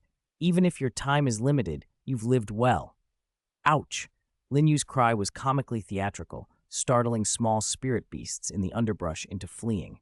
Only when his theatrics subsided did Qian Daoliu stretch, shake his wrist, and scold, "You little brat, daring to wish your grandpa dead early. Want a beating?" He prodded Lin Yu on the ground twice with his foot. Enough. I know my limits. It only hurts for a moment, so stop acting. Sit up. There are things about Shuer I want you to understand. Lin Yu sat up and listened, obedient as any son of the Qian family might. The two of them spoke and listened in easy harmony. If one didn't look too closely, they could be taken for a real grandfather and grandson. Shuer had no parents, Chandalu began. A few of my old friends and I raised her until she was 6, the day of her spirit awakening. On that day, I didn't know what to do. Perhaps it was the angel god's blessing, but she awakened with innate level 20 power, just like me. Yet in spirit strength and talent, she surpassed me by far. Most importantly, the angel god statue reacted oddly during her awakening. I even received a divine decree instructing me to raise her well, that she might have a chance to become a divinity in the future. Do you see? He leaned forward, eyes intent. That is why I originally did not want her with you. Even if your talent is excellent, you can't become a god. If you cannot become a god, you cannot attain eternal life to watch over all beings. Even at limit Douluo, your lifespan would only be a few hundred years, roughly the nap a divinity might take. My worry was that without a proper heir, our Qian family, the Seraphim line, the main branches of angel spirits like the Holy Angel Spirit, could fade after I passed and Shuer ascended. Lin Yu listened carefully. When Qian Daoliu admitted his motive, that he wanted Shuer to leave an heir to preserve the family line, Lin Yu couldn't help but bristle. What do you mean? The angel god is a first-ranked deity. Even if I don't inherit a divinity, she can elevate me. Why worry about heirs? Chandalu's hearing, honed by a limit Douluo's cultivation, caught every nuance. His face paled, then flushed. What did you say? You kid actually. Lin Yu nodded calmly. He was the man courting Qian Renxue. As her future grandson-in-law, he believed the old man would not harm him. With that confidence, he lifted his hair and revealed the faint but shimmering divine mark on his forehead, the life divine mark. The moment the mark showed, the angel god's power within Qian Daoliu stirred wildly. The divine force that had always flowed smoothly through him pulsed, then tightened, as if something in the way it ran had been checked. Memories, the strange divine decree years ago, the warning to raise Shuer, flashed through Qian Daoliu's mind. He had spent years searching for an inheritor of a high-tier divinity and had found nothing. He never thought the inheritor would be inadvertently found by his own granddaughter, and that this inheritor would be so closely connected to the Qian family. For a long moment, neither spoke. Then realization dawned across Qian Daoliu's face, and the old man's pride and joy swelled until he looked like a child with a new treasure. This was more than a lucky break. It was as if he had stumbled onto a fortune. Qian Daoliu had not just won, he had won big. How about it, good grandson? Shall I send for old Third and the others? If that won't do, I'll swallow my pride and go beg that old crocodile myself. Qian Daoliu's expression was so sincere in that moment that Lin Yu's scalp prickled. He almost wondered if this high priest was for real. The first time they'd met, Qian Daoliu had demanded he kneel and call him grandpa. Now anyone watching would assume they were blood relations. No need, Lin Yu said quickly. I rarely run into enemies strong enough to need the Hall of Worship's help. There is only one favor I must ask, Grandpa. When you return, keep a close eye on the people in the Supreme Pontiff Palace. At the mention of the Supreme Pontiff Palace, Lin Yu felt tongue-tied, especially where Bibi Dong was concerned. She seemed bent on courting death by any means. Perhaps she was even doing it deliberately. If her actions were intolerable before, they now threatened to drag the entire spirit hall down with her. In the late stage, she had lost control of her god position. The god position seemed to control her in turn, and she wanted to destroy the whole world. Lin Yu smiled wryly. For my dear mother-in-law's sake, even though we haven't met, I'll hold my feet back a bit for everyone's safety. Convincing Qian Daoliu was easy enough. Lin Yu framed it as a worry that the Supreme Pontiff Palace's meddling would interfere with his and Qian Renxue's plans. He asked that Bibi Dong be forbidden from intervening in anything tied to the Heaven Do Empire's territory. Qian Daoliu hesitated, then nodded. There isn't much he could do otherwise. Lin Yu carried a divinity's legacy, and that status put him above divine servants like Qian Daoliu and Bo Saichi. Their familial tie through Qian Renxue also mattered, but the divinity factor tipped the balance. As long as Lin Yu's request wasn't extreme, Qian Daoliu would grant it, even if it cost the spirit hall a little. Bibi Dong's influence had spread too fast. Though Qian Daoliu considered most of her followers rabble, their sheer numbers could not be ignored. After a moment's thought, he agreed. Rest assured, I'll take care of it when I return. You and little Shay, be careful while you're in Heaven Do City. With Qian Daoliu's promise to stall the Supreme Pontiff Palace, Lin Yu felt a great weight lift. He remembered his other reason for coming to Nuoding City, the rabbit. Without hesitation, he told Qian Daoliu the truth. He had come to capture Xiao Wu. Qian Daoliu's face tightened, but a trace of joy crept into his formal tone. 100,000-year spirit beast that has taken human form? Are you certain? 100,000-year spirit beast was rare. Even if Qian Daoliu didn't need it himself, Qian Renxue, destined to become the angel god, would benefit. A spirit ring might mean little during a divinity's trial, but having a 100,000-year spirit ring before the trial would still be a substantial boon. Lin Yu smiled and nodded. Yes, I'm sure it's a 100,000-year spirit beast, a soft-bones rabbit. It's the same species as the mother of the 100,000-year soft-bones rabbit spirit ring the Supreme Pontiff once obtained. Qian Daoliu's austere expression softened into a meaningful smile. You seem to know more than you let on. Just a little, Lin Yu replied casually. I picked it up along the Dao. He couldn't very well tell Qian Daoliu he'd read the script. A little mystery was safer. More than 10 days passed in a flash. After Lin Yu's disruption, Nuoding City returned to its usual routines. On this day, an old man of 70 and a black-haired boy, both from the same modest village, entered the city through the south gate. Tang Chen, who had lived with a narrow view confined to his school and village, felt a rush of emotion seeing the magnificent Nuoding City for the first time. The old man accompanying him was Old Jack, an elder from his village. As Tang San and Old Jack came into the city, a different scene was playing out at the gate. A small girl in pink, with a round, delicate face and a rabbit-shaped bag at her waist, slipped through without paying while the gate guards were distracted. Her rabbit ears, whether real or not, pricked up with excitement as she took in the human world. Curious, she produced a carrot and began to nibble it. She hadn't gone far when a streak of colored light shot through the sky and snatched her up. Ah! Who are you? Why are you catching me? The girl cried. Having only just taken human form and only briefly left the Stardew Great Forest, Xiao Wu panicked. She hadn't been in human form long, only at the Spirit Master realm, and could not escape Lin Yu's grasp. Held in his hand, her small legs kicked and her red rabbit eyes flashed. Let me go, otherwise I'll have Da Ming and Ming eat you. They don't have the teeth for that yet, Lin Yu said lightly. If I have a free day, I might visit the Stardew Great Forest and satisfy my appetite. Wouldn't you agree, little rabbit? His words were gentle, but sounded like a devil's whisper to Xiao Wu, especially since he seemed to know Da Ming and Ming. Weighing the tiny rabbit in his hand, Lin Yu tapped once with his palm so she would be quiet, then slipped her into his storage bracelet, one that could hold living creatures. In broad daylight, he tucked the unconscious rabbit away. Just as he thought the trip had gone too smoothly, a burly man in black robes stepped into his path. He smelled of cheap liquor and spoke in a deep, blunt voice without leaving room for objection. Hand over the item. This was Tang Hao, the man whose meridians had once been disordered and who had suffered nearly fatal wounds. After 6 years of stagnation, he had nevertheless ascended to become a rank 95 super Douluo.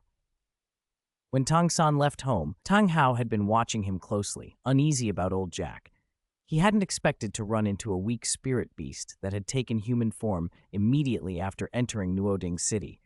But the sight set his mind racing with plans to raise it and later slay it for a spirit ring when Tang San needed one.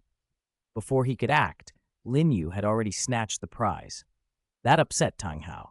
After all, bullying the weak with superior strength was the proud tradition of the upper three sects. But Lin Yu did not seem to fear him. Lin Yu also had someone backing him. At that moment, Qian Daoliu appeared in gray robes, his mien middle-aged and composed. He smiled faintly as he stepped up beside Lin Yu. Oh, isn't this Tang Hao, my virtuous nephew? Why are you bullying my grandson? Having been to Sea God Island, Tang Hao immediately recognized Qian Daliu. The realization struck him cold. Qian Daliu was a terrifying figure. He never imagined this old monster would show up here. He had truly kicked an iron plate. Tang Hao greets Senior. Chapter 74. Tang Hao bowed deeply to Qian Daliu, every movement measured and respectful, leaving no room for reproach. In Tang Hao's mind, he had killed Qian Shunji, though he did not realize there were complications to that death, and facing Qian Daliu, he instinctively feared being detained or punished. In the past, he might not have cared, but his son Tang San had given him the hope of revenge. He was not willing to die here and now. Qian Daliu sighed as he looked at Tang Hao. Whether it was Bibi Dong or Tang Hao, Qian Shunji had brought his fate on himself. What right did he have to complain? Qian Daliu had no desire to entangle himself in these affairs, but for the sake of Spirit Hall and the Angel Clan, he had to intervene. All right, leave. Pretend this old man never saw you today. Having walked the Douluo Continent for a lifetime, Qian Daliu could tell at a glance that Tang Hao did not have long to live, maybe another 20 or 30 years at most. His cultivation was decent, but he would never be a true threat to Spirit Hall or the Angel Clan. For Tang Chen's sake, Qian Daliu decided to spare him. Tang Hao accepted the mercy outwardly and thanked him profusely, though inside he was suspicious. Why had Qian Daliu let him go? Was he afraid of Tang Chen, or was there some other compulsion? Tang Hao was outwardly magnanimous, but inwardly paranoid and calculating. He turned even kindness into suspicion. While he ruminated on Qian Daliu's motives, Tang Hao glanced at Lin Yu. Qian Daliu had called the young man his grandson. Lin Yu was Qian Shunji's son. Memories of that fierce battle flashed through Tang Hao's mind. The wounds, the loss of his wife, and a hot, nameless anger rose in him. Before he could stop it, malice flared, and a tyrannical surge of spirit power shot toward Lin Yu. Qian Daliu, who knew Tang Hao's nature all too well, instantly threw himself in front of Lin Yu and roared, "Tang Hao, you're seeking death!" Tang Hao snapped back and tried to explain, "Senior, I only," but Qian Daliu, furious, would not listen. The power of a limit Duuluo erupted from him, and a pure white longsword condensed of spirit power slashed straight at Tang Hao. Realizing speech was useless, Tang Hao slammed out his ancestral clear sky hammer to meet the blow. The difference between them was enormous. The collision sent Tang Hao flying, smashed hundreds of meters away. Angered and unrelenting, Qian Daliu pressed his advantage and unleashed the divine force he'd been keeping in reserve. Even when Qian Shunji died years ago, he had never been this enraged. Setting aside Lin Yu's identity and the oracle of the angel god, the fact that Lin Yu was so close to Qian Renxue, Qian Daliu's granddaughter, was enough. Like Dugu Bo, Qian Daliu was utterly obsessed with his granddaughter. Anyone who hurt her would have to answer to him. Under Qian Daliu's attack, Tang Hao detonated 8 spirit rings in one breath, but the blow infused with the slightest trace of divine force still overwhelmed him. Panic sparked a desperate response. He unleashed the Clear Sky 9 absolutes, the Slaughter God domain, every skill he had. As that killing intent-filled domain spread out, Qian Daliu's face registered both surprise and alarm. Divine force, how could this be? To his shock, the trace of the angel god's divine force that accompanied his spirit blade was dissolved by Tang Hao's Slaughter God domain. Tang Hao, now near the end of his wits and reckless with injury, cast aside caution and summoned the great Sumeru hammer. The dark red giant hammer rose dozens of meters into the air, but instead of striking Qian Daliu, Tang Hao aimed it at Spirit Hall, the crowded heart of Nuoding City. Tang Hao was gambling. Across nearly the entire Douluo Continent, save for a few coastal cities, the angel god enshrined within Spirit Hall was the single unifying faith. Even the upper 3 sects would not challenge that. Tang Hao hoped Qian Daliu would act as divine attendant first and pursue him second, defend Spirit Hall and its believers rather than chase a dying man. Qian Daliu's expression turned ashen when he realized Tang Hao's intention. "Tang Hao, despicable," he cursed. As divine attendant first, an old man of Spirit Hall second, Qian Daliu could not allow the temple and its worshippers to be destroyed. He threw his angel divine force into a defensive formation in midair and met the great Sumeru hammer head-on. Tang Hao's strike, though empowered by divine force, was still ultimately weaker and should have been stopped. But the power within Tang Hao's hammer suddenly surged, catching Qin Daoliu off guard and forcing him to stagger. Seizing that moment, Tang Hao fled, a feral grin in his bell-like eyes. If his spirit power had reached level 97 today, he thought, he might have even done what his grandfather couldn't, slay Qian Daoliu. He escaped, convinced of his own cleverness. He did not know that the benefactor whose divine force had let him break free was now being accused across the god realm, among them Lin Yu's master sister, the goddess of life. Chapter 75, The Isolated Asura God. In the god realm core, the goddess of life stood beside a taciturn young man in dark purple robes. He was none other than her husband, the god of destruction. He had just learned that his wife's legacy holder was on Douluo star. Normally, when the life deity, the most vital divinity in maintaining the god realm, passes on her legacy, no other divinity should interfere.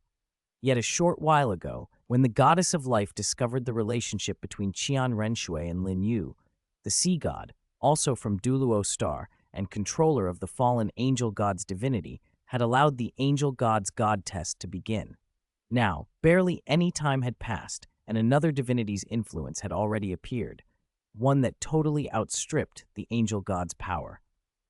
The goddess of kindness, who had spent countless years alongside the god of evil, leaned lightly on his shoulder, her clear eyes fixed on the figure opposite the two couples, the Asura god. Asura, you still owe us an explanation for this. If you don't give one, don't blame Little Black and me for siding with Little Green. Though casual in tone, the address held a clear edge.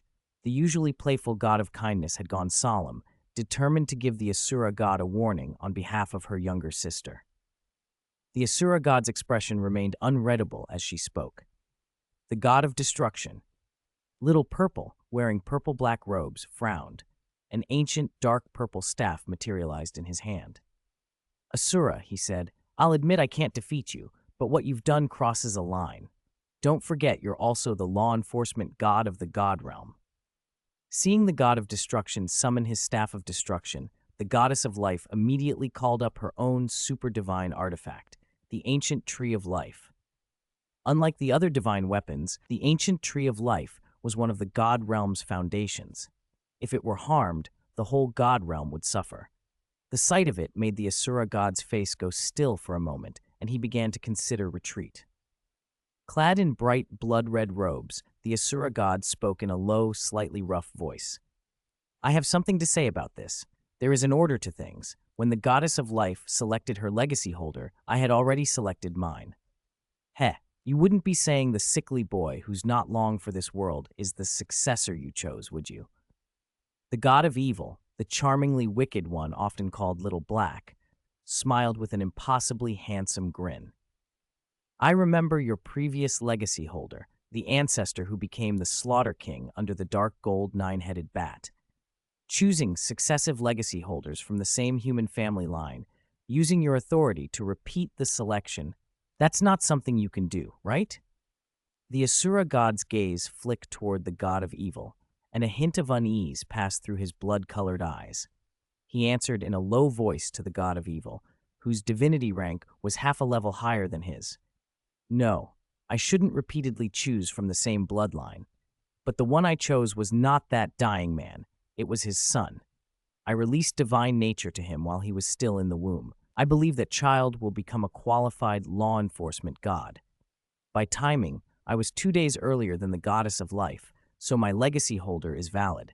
As for why I gave him so much divine force, it was to protect my legacy holder from outside influence. He paused, then added, but since the goddess of life has also passed down her divinity, we must still keep the situation under control. To prevent damage to our divinities, I propose this. After they both pass the 8th trial, the 9th trial should be a life-and-death battle to decide the divinity. The winner inherits the divinity. The loser dies and leaves no intact corpse. The Asura god's proposal was cruel, but on the surface, impartial. The other 4 gods fell silent all at once. After a moment, the goddess of life's emerald eyes chilled. Asura, if that's your sincerity, there's nothing left to discuss. At worst, the god realm will just lose one god king position. Little Purple, let's go. She didn't even stop to speak to the god of evil and the god of kindness, who outranked her by half a level.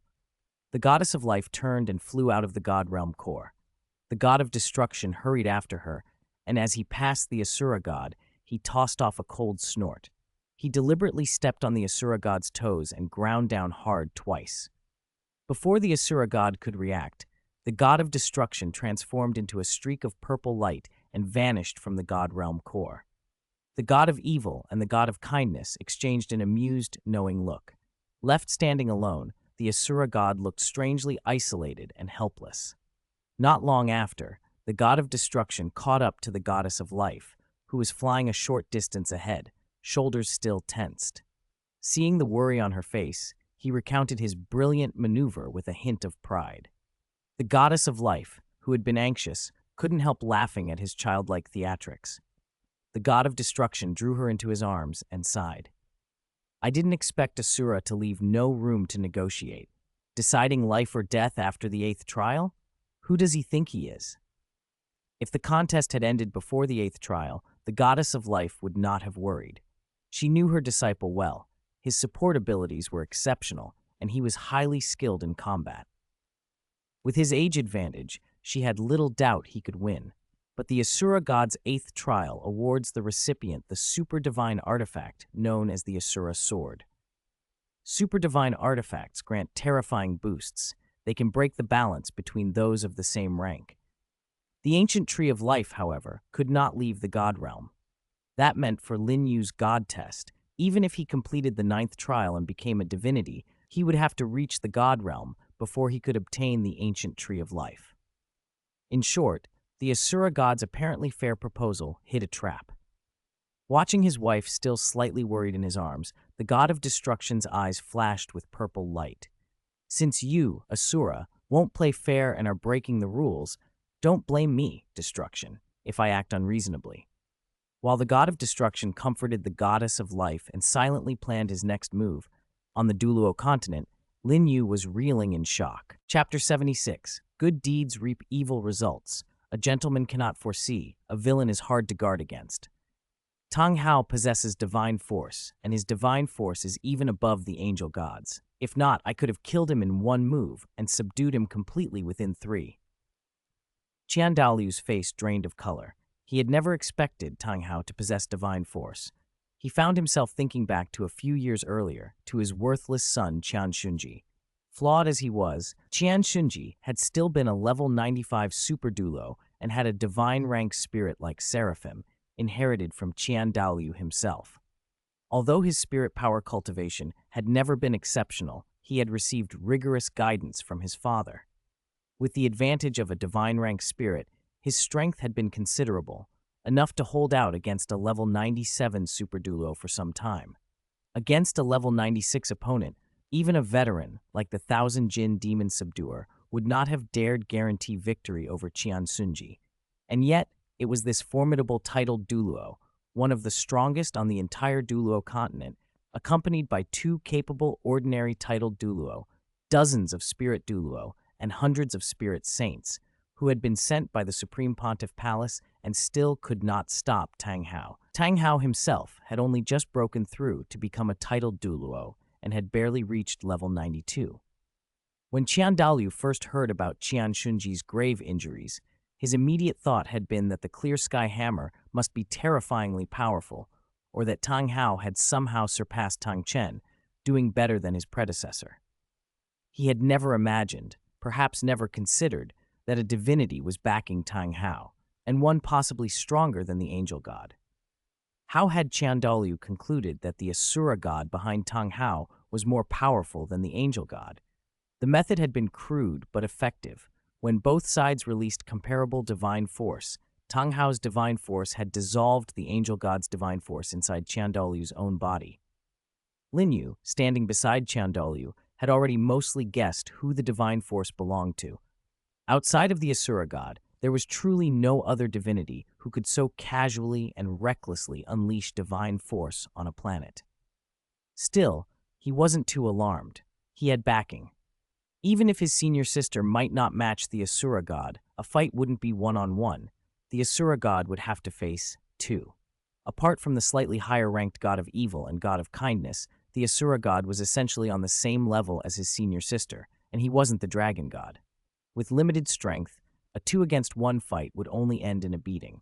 After a short, absent-minded moment, Lin Yu replied casually to Qian Renxue. In terms of cultivation, Tang Hao really isn't an opponent. Not even the entire Clear Sky sect combined would be enough. Tang Chen has been missing for decades. Grand Elder, have you never considered eliminating the Clear Sky sect in one stroke? Qian Renxue snapped back to attention, fixed his gaze on Lin Yu, and said slowly, I've never considered it. Aside from the gentleman's agreement between Tang Chen and me, I don't want Spirit Hall to be left without anyone willing to speak for it if it faces overthrow after my death. Besides, the decline of the Clear Sky sect may not be permanent. What if another peerless individual like Tang Chen appears one day? If my Spirit Hall has shown them mercy, perhaps they will remember it. At the end of his words, Qian Renxue smiled, apparently pleased with himself for having sown a seed of goodwill for Spirit Hall's future. Spirit Hall had undeniably held back in the retaliation 10 years ago. If they'd truly unleashed their full force, they could have gravely damaged or even destroyed the Clear Sky sect. Otherwise, how could the other 6 elders of the Clear Sky sect still be alive, aside from the Grand Elder who died of old age? Tang Xiao, who had only recently become a titled Douluo and had been sent on a perilous mission, should have been a prime target for Spirit Hall. Yet he had encountered no formidable opponents on his way back to the clan's forbidden land. By contrast, the 4 single-attribute clans had borne the brunt of Spirit Hall's wrath. The Yang family, the fiercest opponents resisting Spirit Hall, had been almost wiped out. These events had all taken place around Heavendo City. When Lin Yu was a child, Lin Zhan often told him about that great campaign to subdue the Clear Sky sect. Good intentions do not always yield good results, especially when villains court death. Lin Yu had nothing to say about that. Qian Renxue and Tang Chen had both been gentlemen, far-sighted and principled, but they couldn't ensure that all their descendants would be the same. In the end, the fist is power. In an era where strength is revered, compassion can seem worthless. In this understanding, Lin Yu stood far clearer than many on the Douluo Continent. Sometimes the participants are muddled while the onlookers see everything plainly. Early the next morning, after breakfast that Lin Yu had casually prepared, Qian Renxue took him and they flew straight out of Nuoding City. In less than 2 hours, they had left Fasano province and entered the neighboring Balak kingdom. Though a vassal state of the Heavendew Empire, Balak was only loosely controlled. With no winters year-round, its grain production was abundant. The kingdom had 2 major cities, the capital Barak City and Suotuo City, the latter famous as one of the continent's primary grain hubs. To the west, near the Balak kingdom, lay the Star-Dew Great Forest, a primeval forest that had existed long before humans on the Douluo Continent. Qian Renxue had brought Lin Yu there to help him obtain the 4th spirit ring for his giant winged emerald demon bird spirit. With Qian Renxue's formidable cultivation, they moved through the Star-Dew Great Forest with little hindrance during an era when vicious beasts and other powerful spirit beasts were largely in hiding. For reasons of secrecy, consult the Ice Silkworm clan. Rushing across the sky like a shooting star, they soon arrived at the mixed zone of the Star-Dew Great Forest. Spirit beasts here rarely had less than 100 years cultivation. 1,000-year and 10,000-year cultivations were common. Their variety was vast. No matter how rare a spirit master's spirit was, it was uncommon not to find a suitable spirit beast in this place. Star-Dew Great Forest, the largest gathering of spirit beasts on the Douluo Continent. After all this time, I never expected this would be my first time hunting for a spirit ring here, Qian Renxue said casually. He stretched, and the Qingshuang sword in his right hand flashed, neatly cleaving in 2 a snake-type spirit beast that had attempted a vertical ambush. The narrator couldn't help but add a note. Qian Renxue and Tang Chen were beyond reproach. No criticism there. And as mentioned before, there would be no showdown between 2 god kings. The Asura god would not personally intervene. He was merely a participant in events and one of the least likely to step forward. After all, some like Xiao Zi and Xiao Lu were concerned with starting families. Xiao Bai and Xiao He were happily on their honeymoon. Why would an old lone dog like him willingly join the fray? Chapter 77, Mystic Gold Dragon Sparrow. Is it acceptable to pair it with bodyguards? Walking through the mixed zone of the Stardew Great Forest, Lin Yu still ran into spirit beasts with cultivations of 1,000 years, sometimes even 10,000. The solitary ones with milder temperaments were manageable. With one or two 10,000-year cultivations, he could personally kill most lone 10,000-year spirit beasts, unless it was something extreme like a dark gold dreadclaw bear. If he ran into a super spirit beast like that, or a pack beast such as a storm devil wolf or night demon jackal that traveled in dozens or hundreds, he would still run. After all, a certain unscrupulous old man had promised not to interfere until Lin Yu found a spirit ring. And even then, whether he'd help would depend on his mood. Lin Yu understood. If the cabbage he'd nurtured were taken away, he'd be upset too. Lin Yu held the Qingshuang sword as he moved through the forest. Years of disciplined sword cultivation had greatly strengthened the faint sword intent it once bore. Within a 30-meter radius, a rudimentary domain began to form. Unlike flashy techniques, Lin Yu's sword intent was pure and singular, razor-sharp, with no extraneous attributes. White, silken bolts of sword intent feathered out around him, occasionally shredding an unlucky bush or tree. Qian Renxue, who'd been trailing Lin Yu in secret and stroking his beard, was so startled by the sword presence that he accidentally tore out a few whiskers. Whether it was amazement that Lin Yu's sword intent might already rival his, or the pain from the torn beard, he still gasped, "Good, good boy. Now I'm relieved to have Shuer follow you." They had just finished dealing with a ferocious blazing lion of nearly 20,000 years cultivation. The purple-black third spirit ring on Lin Yu's arm had flickered, an ice splendor lure instantly activated. Layer upon layer of solid ice formed, restraining the fire-attributed beast. The blazing lion could not break through at once. As it struggled, the materialized sword intent gathered back into the Qingshuang sword in Lin Yu's hand. His figure blurred and reappeared so quickly that he arrived at the blazing lion in the blink of an eye. The Qingshuang sword plunged into the ice, but curiously, it neither pierced the ice nor struck the lion's body. Yet in that single, deliberate moment, the frozen blazing lion lost its life, and a black spirit ring floated up. Lin Yu packed the blazing lion's corpse, still encased in ice, into the 200 cubic meter storage bracelet that Qian Renxue had given him. Stroking the gold gem-encrusted bracelet, he had to admit that while women could affect the speed of drawing a sword, rich women did not slow it down, especially not a top-tier noblewoman like Qian Renxue. The sword in his hand was also a gift from her. Qian Renxue finally caught up and patted Lin Yu's shoulder. "Let's go. No need to linger. I'll take you to a suitable spirit ring now." "Ah, Grandpa, didn't you say I should do it myself?" Lin Yu asked, puzzled. Qian Renxue, who was outwardly a kindly old man, but a limit Douluo and a divine attendant of the angel god, slapped him lightly on the back of the head. "What nonsense. Do you want my help or not? Fine. I'll take you. If you insist, I'll leave and you can find your own spirit ring and go back to Heaven Do." Lin Yu rubbed his head. "Don't knock me senseless. Sister Shuer would never forgive you." The old man's hand trembled as if with Parkinson's, but he could not strike Lin Yu for real. Orders from the angel god were binding, and Lin Yu was under that divine protection. Internally, Qian Renxue vowed, "I can't hit him now, but once this boy marries Shuer, I'll teach him to respect his elders." Thinking of that comforted him enough to stop, and he led the way toward a huge marsh deeper in the mixed zone. Half an hour later, they stopped at the marsh's edge. In the shallows, a giant black bird, over 4 meters tall and moving like a wading waterbird, hunted with predatory patience. Qian Renxue pointed at it.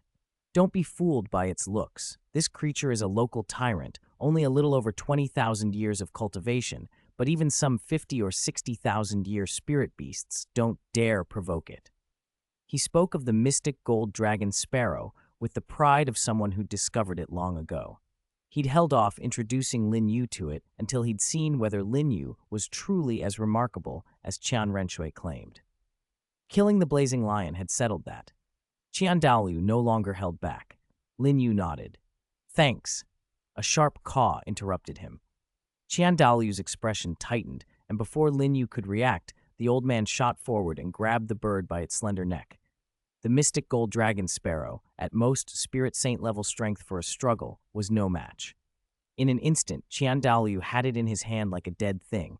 He tossed it casually to Lin Yu and said, "Absorb it quickly. Afterward, I'll take you near Heaven Dew City. When we get back, I'll assign 2 titled Douluo as your bodyguards. With the 7 treasure glazed tile school and the blue lightning tyrant dragon sect in Heaven Dew City, it's not completely safe." Lin Yu killed the mystic gold dragon sparrow with a single sword strike and felt a flicker of surprise. He hadn't expected to be handed the same treatment as Sister Shuer, 2 titled Douluo as bodyguards. He remained composed as he drew the spirit ring toward himself. This would be his first 10,000-year spirit ring. Excited and a little nervous, he had never experienced a soul shock and was curious to see what an intelligent spirit beast truly felt like. Is it too much to have 2 bodyguards? After all, Sister Shuer has 2 as well. Chapter 78, Mysterious Gold 4 Leaps, Returning to Heaven. The moment Lin Yu's mental force probed into the mystic gold dragon sparrow's spirit ring, a wisp of bird-shaped black chi, faintly resembling the dragon sparrow, surged out and headed straight for him. Because Lin Yu could introspect, his mental force was unusually strong, and he immediately sensed the formless soul fluctuation. He didn't dodge, he let it strike him. When the black chi touched him, it gave a mournful cry, then dissolved like melting ice and snow, sinking back into the spirit ring. After it vanished, Lin Yu felt the refinement process ease noticeably. Half an hour later, with Lin Yu concentrating fully, the mystic gold dragon sparrow's spirit ring finally merged into his spirit. As the black spirit ring merged, a 10-meter-tall phantom of a giant cyan-green bird materialized above Lin Yu's head, his giant winged emerald demon bird. Qian Dalu looked up and frowned. "Is this the mutation Shuer mentioned? It's very different from that brat Lin Zhan's emerald demon bird. Lucky boy, his spirit's mutation is a positive one." The phantom hovered for a breath, then transformed dramatically. About 1/5 of its cyan-green feathers shifted into gold. Now the bird's plumage showed 5 distinct colors. Its appearance changed as well. The talons grew more ferocious and coldly gleaming, the short beak lengthened, and the neck became slender and graceful like a swan's or a phoenix's. With such sweeping changes, Lin Yu's spirit could no longer be called merely an emerald demon bird. After the spirit ring finished assimilating and he steadied his breath, Lin Yu opened his eyes and found Qian Dalu staring at the transformed spirit with a stunned expression. When Qian Dalu's gaze met the spirit's, he involuntarily slipped into a world illusion, a vision of countless strange divinities and beasts, ancient gods whose blinking eyes governed day and night, exotic human tribes, and divine beasts with horse bodies, tiger claws, and razor teeth that warred with the god controlling black and white until heaven and earth split. The images were unforgettable, but fleeting. In a remote mountain range unimaginably larger than the Douluo Continent, a 5-colored divine bird, bearing a resemblance to Lin Yu's newly changed spirit, appeared to notice Qian Dalu and nodded to him kindly. "Grandpa, what's wrong?" Lin Yu's voice pulled Qian Dalu back to himself. Qian Dalu, embarrassed at having been caught off guard, forced a casual tone. "Oh, you're awake. What spirit ability did you get?" He hid his discomposure well. He was an old hand, so Lin Yu didn't suspect anything unusual. He assumed Qian Dalu was simply distracted by thoughts of Sea God Island. Lin Yu showed him the new 4th spirit ability without reserve. When Lin Yu lit the 4th spirit ring, a pillar of golden light rose behind him, condensing into a globe that merged with his body. Then, Lin Yu's figure vanished from Qian Dalu's side and reappeared 500 meters away. He teleported 3 more times of the same distance in quick succession and returned to Qian Dalu with a smile. "This spirit ability is called Mysterious Gold 4 Leaps," Lin Yu explained. "Each use lets me teleport up to 4 times, each jump no farther than 500 meters. With increased spirit power, there's room to improve its range." Qian Dalu nodded, satisfied. "Not bad, very practical. This spirit beast was only 20,000 years in age, yet it granted such an ability. If it had been older, the effect might have been stronger. Since your first spirit isn't tied to your god test, it's hard to raise the age limit on its rings." He thought for a moment, then spoke frankly. It's a pity the angel god's legacy is only for my angel clan, and only a six-winged angel martial soul can inherit it.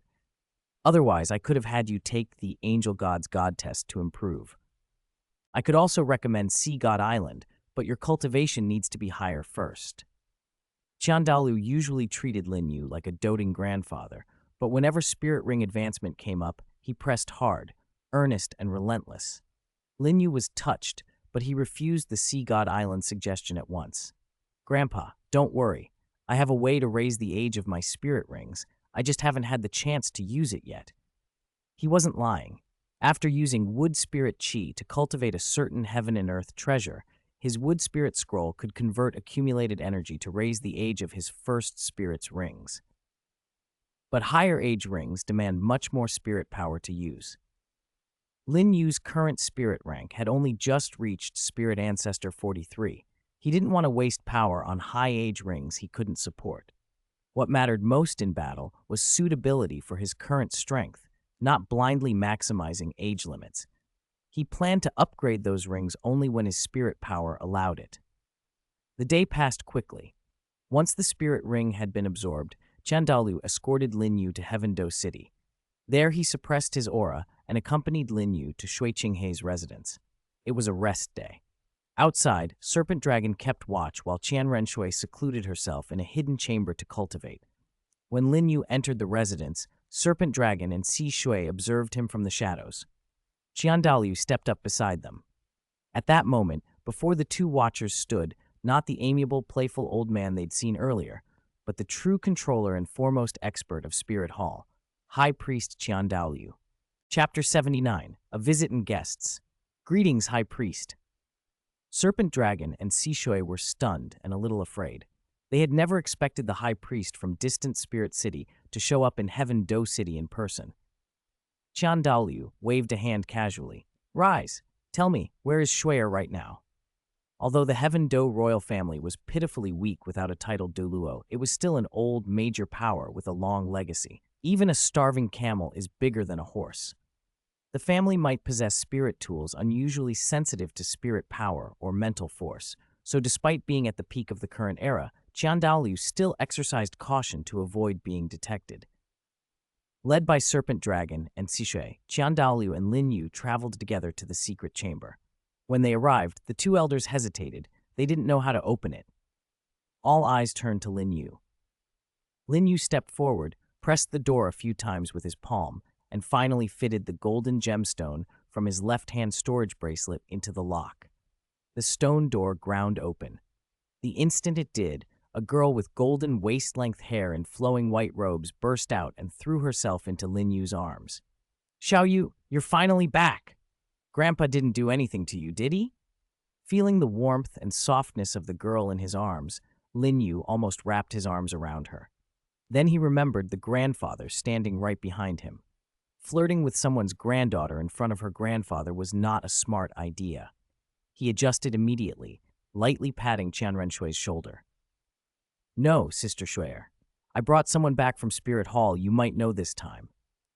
Qian Renxue nuzzled her small head against Lin Yu's cheek, her dazzling golden eyes clouded with confusion.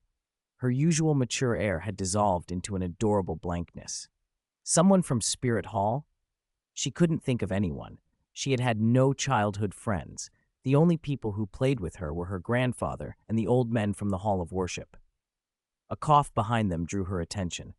Her eyes trembled and the hands clinging to Lin Yu tightened. Grandpa, why would you come here? Dalu's stern, expert expression softened into a pleased smile. Xiaoshui, it's been a long time. Did you miss Grandpa? He had missed her. He opened his arms, expecting her to rush into them like a young swallow. Instead, Qian Renxue's fair hand remained in Lin Yu's as the two of them walked toward Dalu together. The man was handsome and the girl a peerless beauty. Though Lin Yu was a little younger, they looked perfectly matched side by side. Dalu's outstretched arms fell. He forced an embarrassed smile, inwardly furious and mortified. His Xiaoshui had been only 10 years old when she had infiltrated the Heaven Do Empire. 10 years old. He wanted to punish Lin Yu badly. That night, the three of them talked in the secret chamber until late. Lin Yu listened mostly in silence, while Qian Renxue and Qian Daoliu reminisced about her childhood and recounted amusing incidents from the Hall of Worship over the years. The funniest tale was of the Thousand Jin Demon Subduer brothers, who were still being chased across the continent by Elder Golden Crocodile. Lin Yu couldn't help the corner of his mouth twitching. If his memory was right, Elder Golden Crocodile had been chasing them for 2 years. Had his grudge still not cooled? Then again, strange as it might be, the brothers would never have dared to offend Golden Crocodile unless they had been drunk. Even Qian Daoliu usually showed him great respect. At dawn, after spending much of his private funds, Qian Daoliu said goodbye to his precious granddaughter and left Heaven-Do City with Lin Yu. A short way out, while passing a small forest some 40 or 50 li from the city, Qian Daoliu casually shoved Lin Yu out of the carriage. Had Lin Yu not been able to fly, he would have landed face first in the dirt. Watching the old man leave, Lin Yu muttered, "I don't know why, but I keep feeling like that old man was acting strange." He let the thought go and headed straight home. Half an hour later, he reached his manor and found 2 unfamiliar carriages parked at the gate. "Guests?" He grabbed a servant. The man blinked nervously. "Yes, young master. The guests are very important. Even master received them personally." If the matter had been important enough for his father to take seriously, it had to be rare. Aside from the few dukes tied to the royal bloodline and Prince Shui Xing, there weren't many who merited such treatment in Heaven-Do City. Lin Yu dismissed the servant and walked through the manor to the reception hall. There, Lin Jian sat in the main chair with Yu Ro at his side. Facing them were 2 visitors. One Lin Yu recognized immediately, Meng Shenji, a member of the education committee of the Heaven-Do Royal Academy. The other was a striking woman in pink and white robes, lovely, cool, with a faint chill at her brow that made people both wary and strangely drawn to her. Meng Shenji noticed Lin Yu and smiled with surprise. "I was just talking about student Lin Yu. Didn't expect him to be back so soon." Lin Yu stepped forward, paid his respects to his parents, and greeted Meng Shenji. The cold-faced woman, under his steady eyes, could not suppress a snort. "So this is the upbringing of the Lin family?" Chapter 80. A scene that even transmigration cannot escape. The moment the elegant woman spoke, Lin Jian and Yu Ru's expressions shifted involuntarily. Lin Yu watched them and began to suspect who she might be. Lin Jian forced a smile, stood, and made a show of sweeping toward her. "My apologies, Madame Ye. My son is headstrong. Please forgive him." "Humph, he isn't headstrong. He's clever. He just doesn't think much of me," Madame Ye replied, her voice cool and distant. She sounded plainly offended that Lin Yu had not paid proper respects. Lin Jian kept sending urgent glances at his son, silently urging him to apologize. Not wanting to embarrass his father, Lin Yu stepped forward and offered an earnest apology. Madame Ye's expression remained frosty as she studied him. After a long look, she turned to Lin Jian and said bluntly, "Lin Jian, your son is presentable. He barely meets the standard to be matched with my daughter." Lin Yu froze. What did she mean by that? If his elder sister found out, she would tear him apart. Before he could respond, Lin Jian brightened. "Wonderful. Since you agree, can we arrange an engagement between Xiao Yu and your daughter now?" The woman stiffened. "Lin Jian, don't be presumptuous. I never said my daughter would be married out to your Lin family. Your son must marry into the Ye family, and he must take the Ye surname." Meng Shenji, who had been sipping tea nearby, frowned and interjected. "Madame Ye, that's quite a demand." Madame Ye's eyes flashed with cold pride. "Do you forget whose spirit my family houses? The Nine-Heart Begonia is the continent's top support-type spirit. We will never marry our daughters out. If he marries in, he honors us." At the mention of the Nine-Heart Begonia, a memory snapped in Lin Yu's mind. Ye Lingling, the quiet, silver-haired girl from the original timeline, came clearly to him. He took in the woman standing like a proud peacock in his family parlor, looking down on the Lin family and Meng Shenji. Anger slid through him like ice. Before anyone could react, he drew the Qing Shuang sword and held its blade an inch from her silver-gray eye. "You, what are you doing?" "I am." Madame Ye's composure shattered into panic. "If I thrust this sword forward, you'll be dead. What else could you be?" Lin Yu said coldly. The sudden hostility shocked Meng Shenji and Lin Yu's parents. Lin Jian hurried in front of his son. Xiao Yu, you can't do this. If you kill Madame Ye, the Ye family won't let it go. Put the sword away. Meng Shenji added in a strained tone. Student Lin Yu, your father is right. The Ye family has saved many spirit masters' lives. Offend them and you will make dangerous enemies. The two tried to calm him down. Only Yu Ro, Lin Yu's mother, felt a private satisfaction at seeing the arrogant woman threatened. She had long been tired of Madame Ye's haughtiness. Lin Yu, however, did not relent. He had remembered too much. Not long ago, when Lin Yu left Heaven Do City, his parents realized he was of an age where even commoners would be getting married. Nobility often delayed marriage for cultivation, but an engagement was expected. They had agonized over eligible young noblewomen of the right age and talent, only to find nearly all already promised. In the end, Lin Zhan thought of Meng Shenji of the Heaven Do Royal Academy. Meng had been puzzled at first, but after learning of Lin Yu's potential, he had agreed to help arrange introductions, bringing them to the present meeting. Madame Ye was used to respect and indulgence. She had never been in a situation like this and could not think of a way out. Her tone softened. Young Master Lin, I can let Ling Ling marry you. You won't need to marry into my family. Lin Yu looked at her with a chill. I don't need that. Let me make one thing clear. You're only a support-type spirit master without the strength to fend off anything. Where does your arrogance come from to bare your fangs at me? Her face drained of color. The truth of Lin Yu's words stung. Support-type spirit masters, even when high-ranked like Ning Fengji, the Seven Treasure Glazed Tile School's sect master at level 79, lacked offensive and defensive power. Without such capabilities, they were lambs before wolves. Madame Ye, head of her family, drew herself together and glanced at the Qingxuang sword at Lin Yu's side. She sighed. This is the Ye family's mistake. If we've offended you, please be merciful, Brother Lin Zhan, Sister Yu Ro. The marriage proposal is off. I will visit another day to apologize and offer compensation. Her plea was aimed at Lin Yu. She knew a single twitch from him could slice her face or end her life. Lin Yu heard the contrition and let the corner of his mouth lift into a small, satisfied smile as he sheathed the sword. I hope you keep your word, especially with Education Committee member Meng present. Meng Shenji was tied to the Heaven Do royal family. Lin Yu's words were a thinly veiled reminder of that backing. The Ye family was not yet in a position to pick fights with the Heaven Do authorities. Realizing the implication, Madame Ye cast him a complicated glance, made no further protest, excused herself, and left in haste. When she was gone, Lin Yu felt a wry smile cross his face.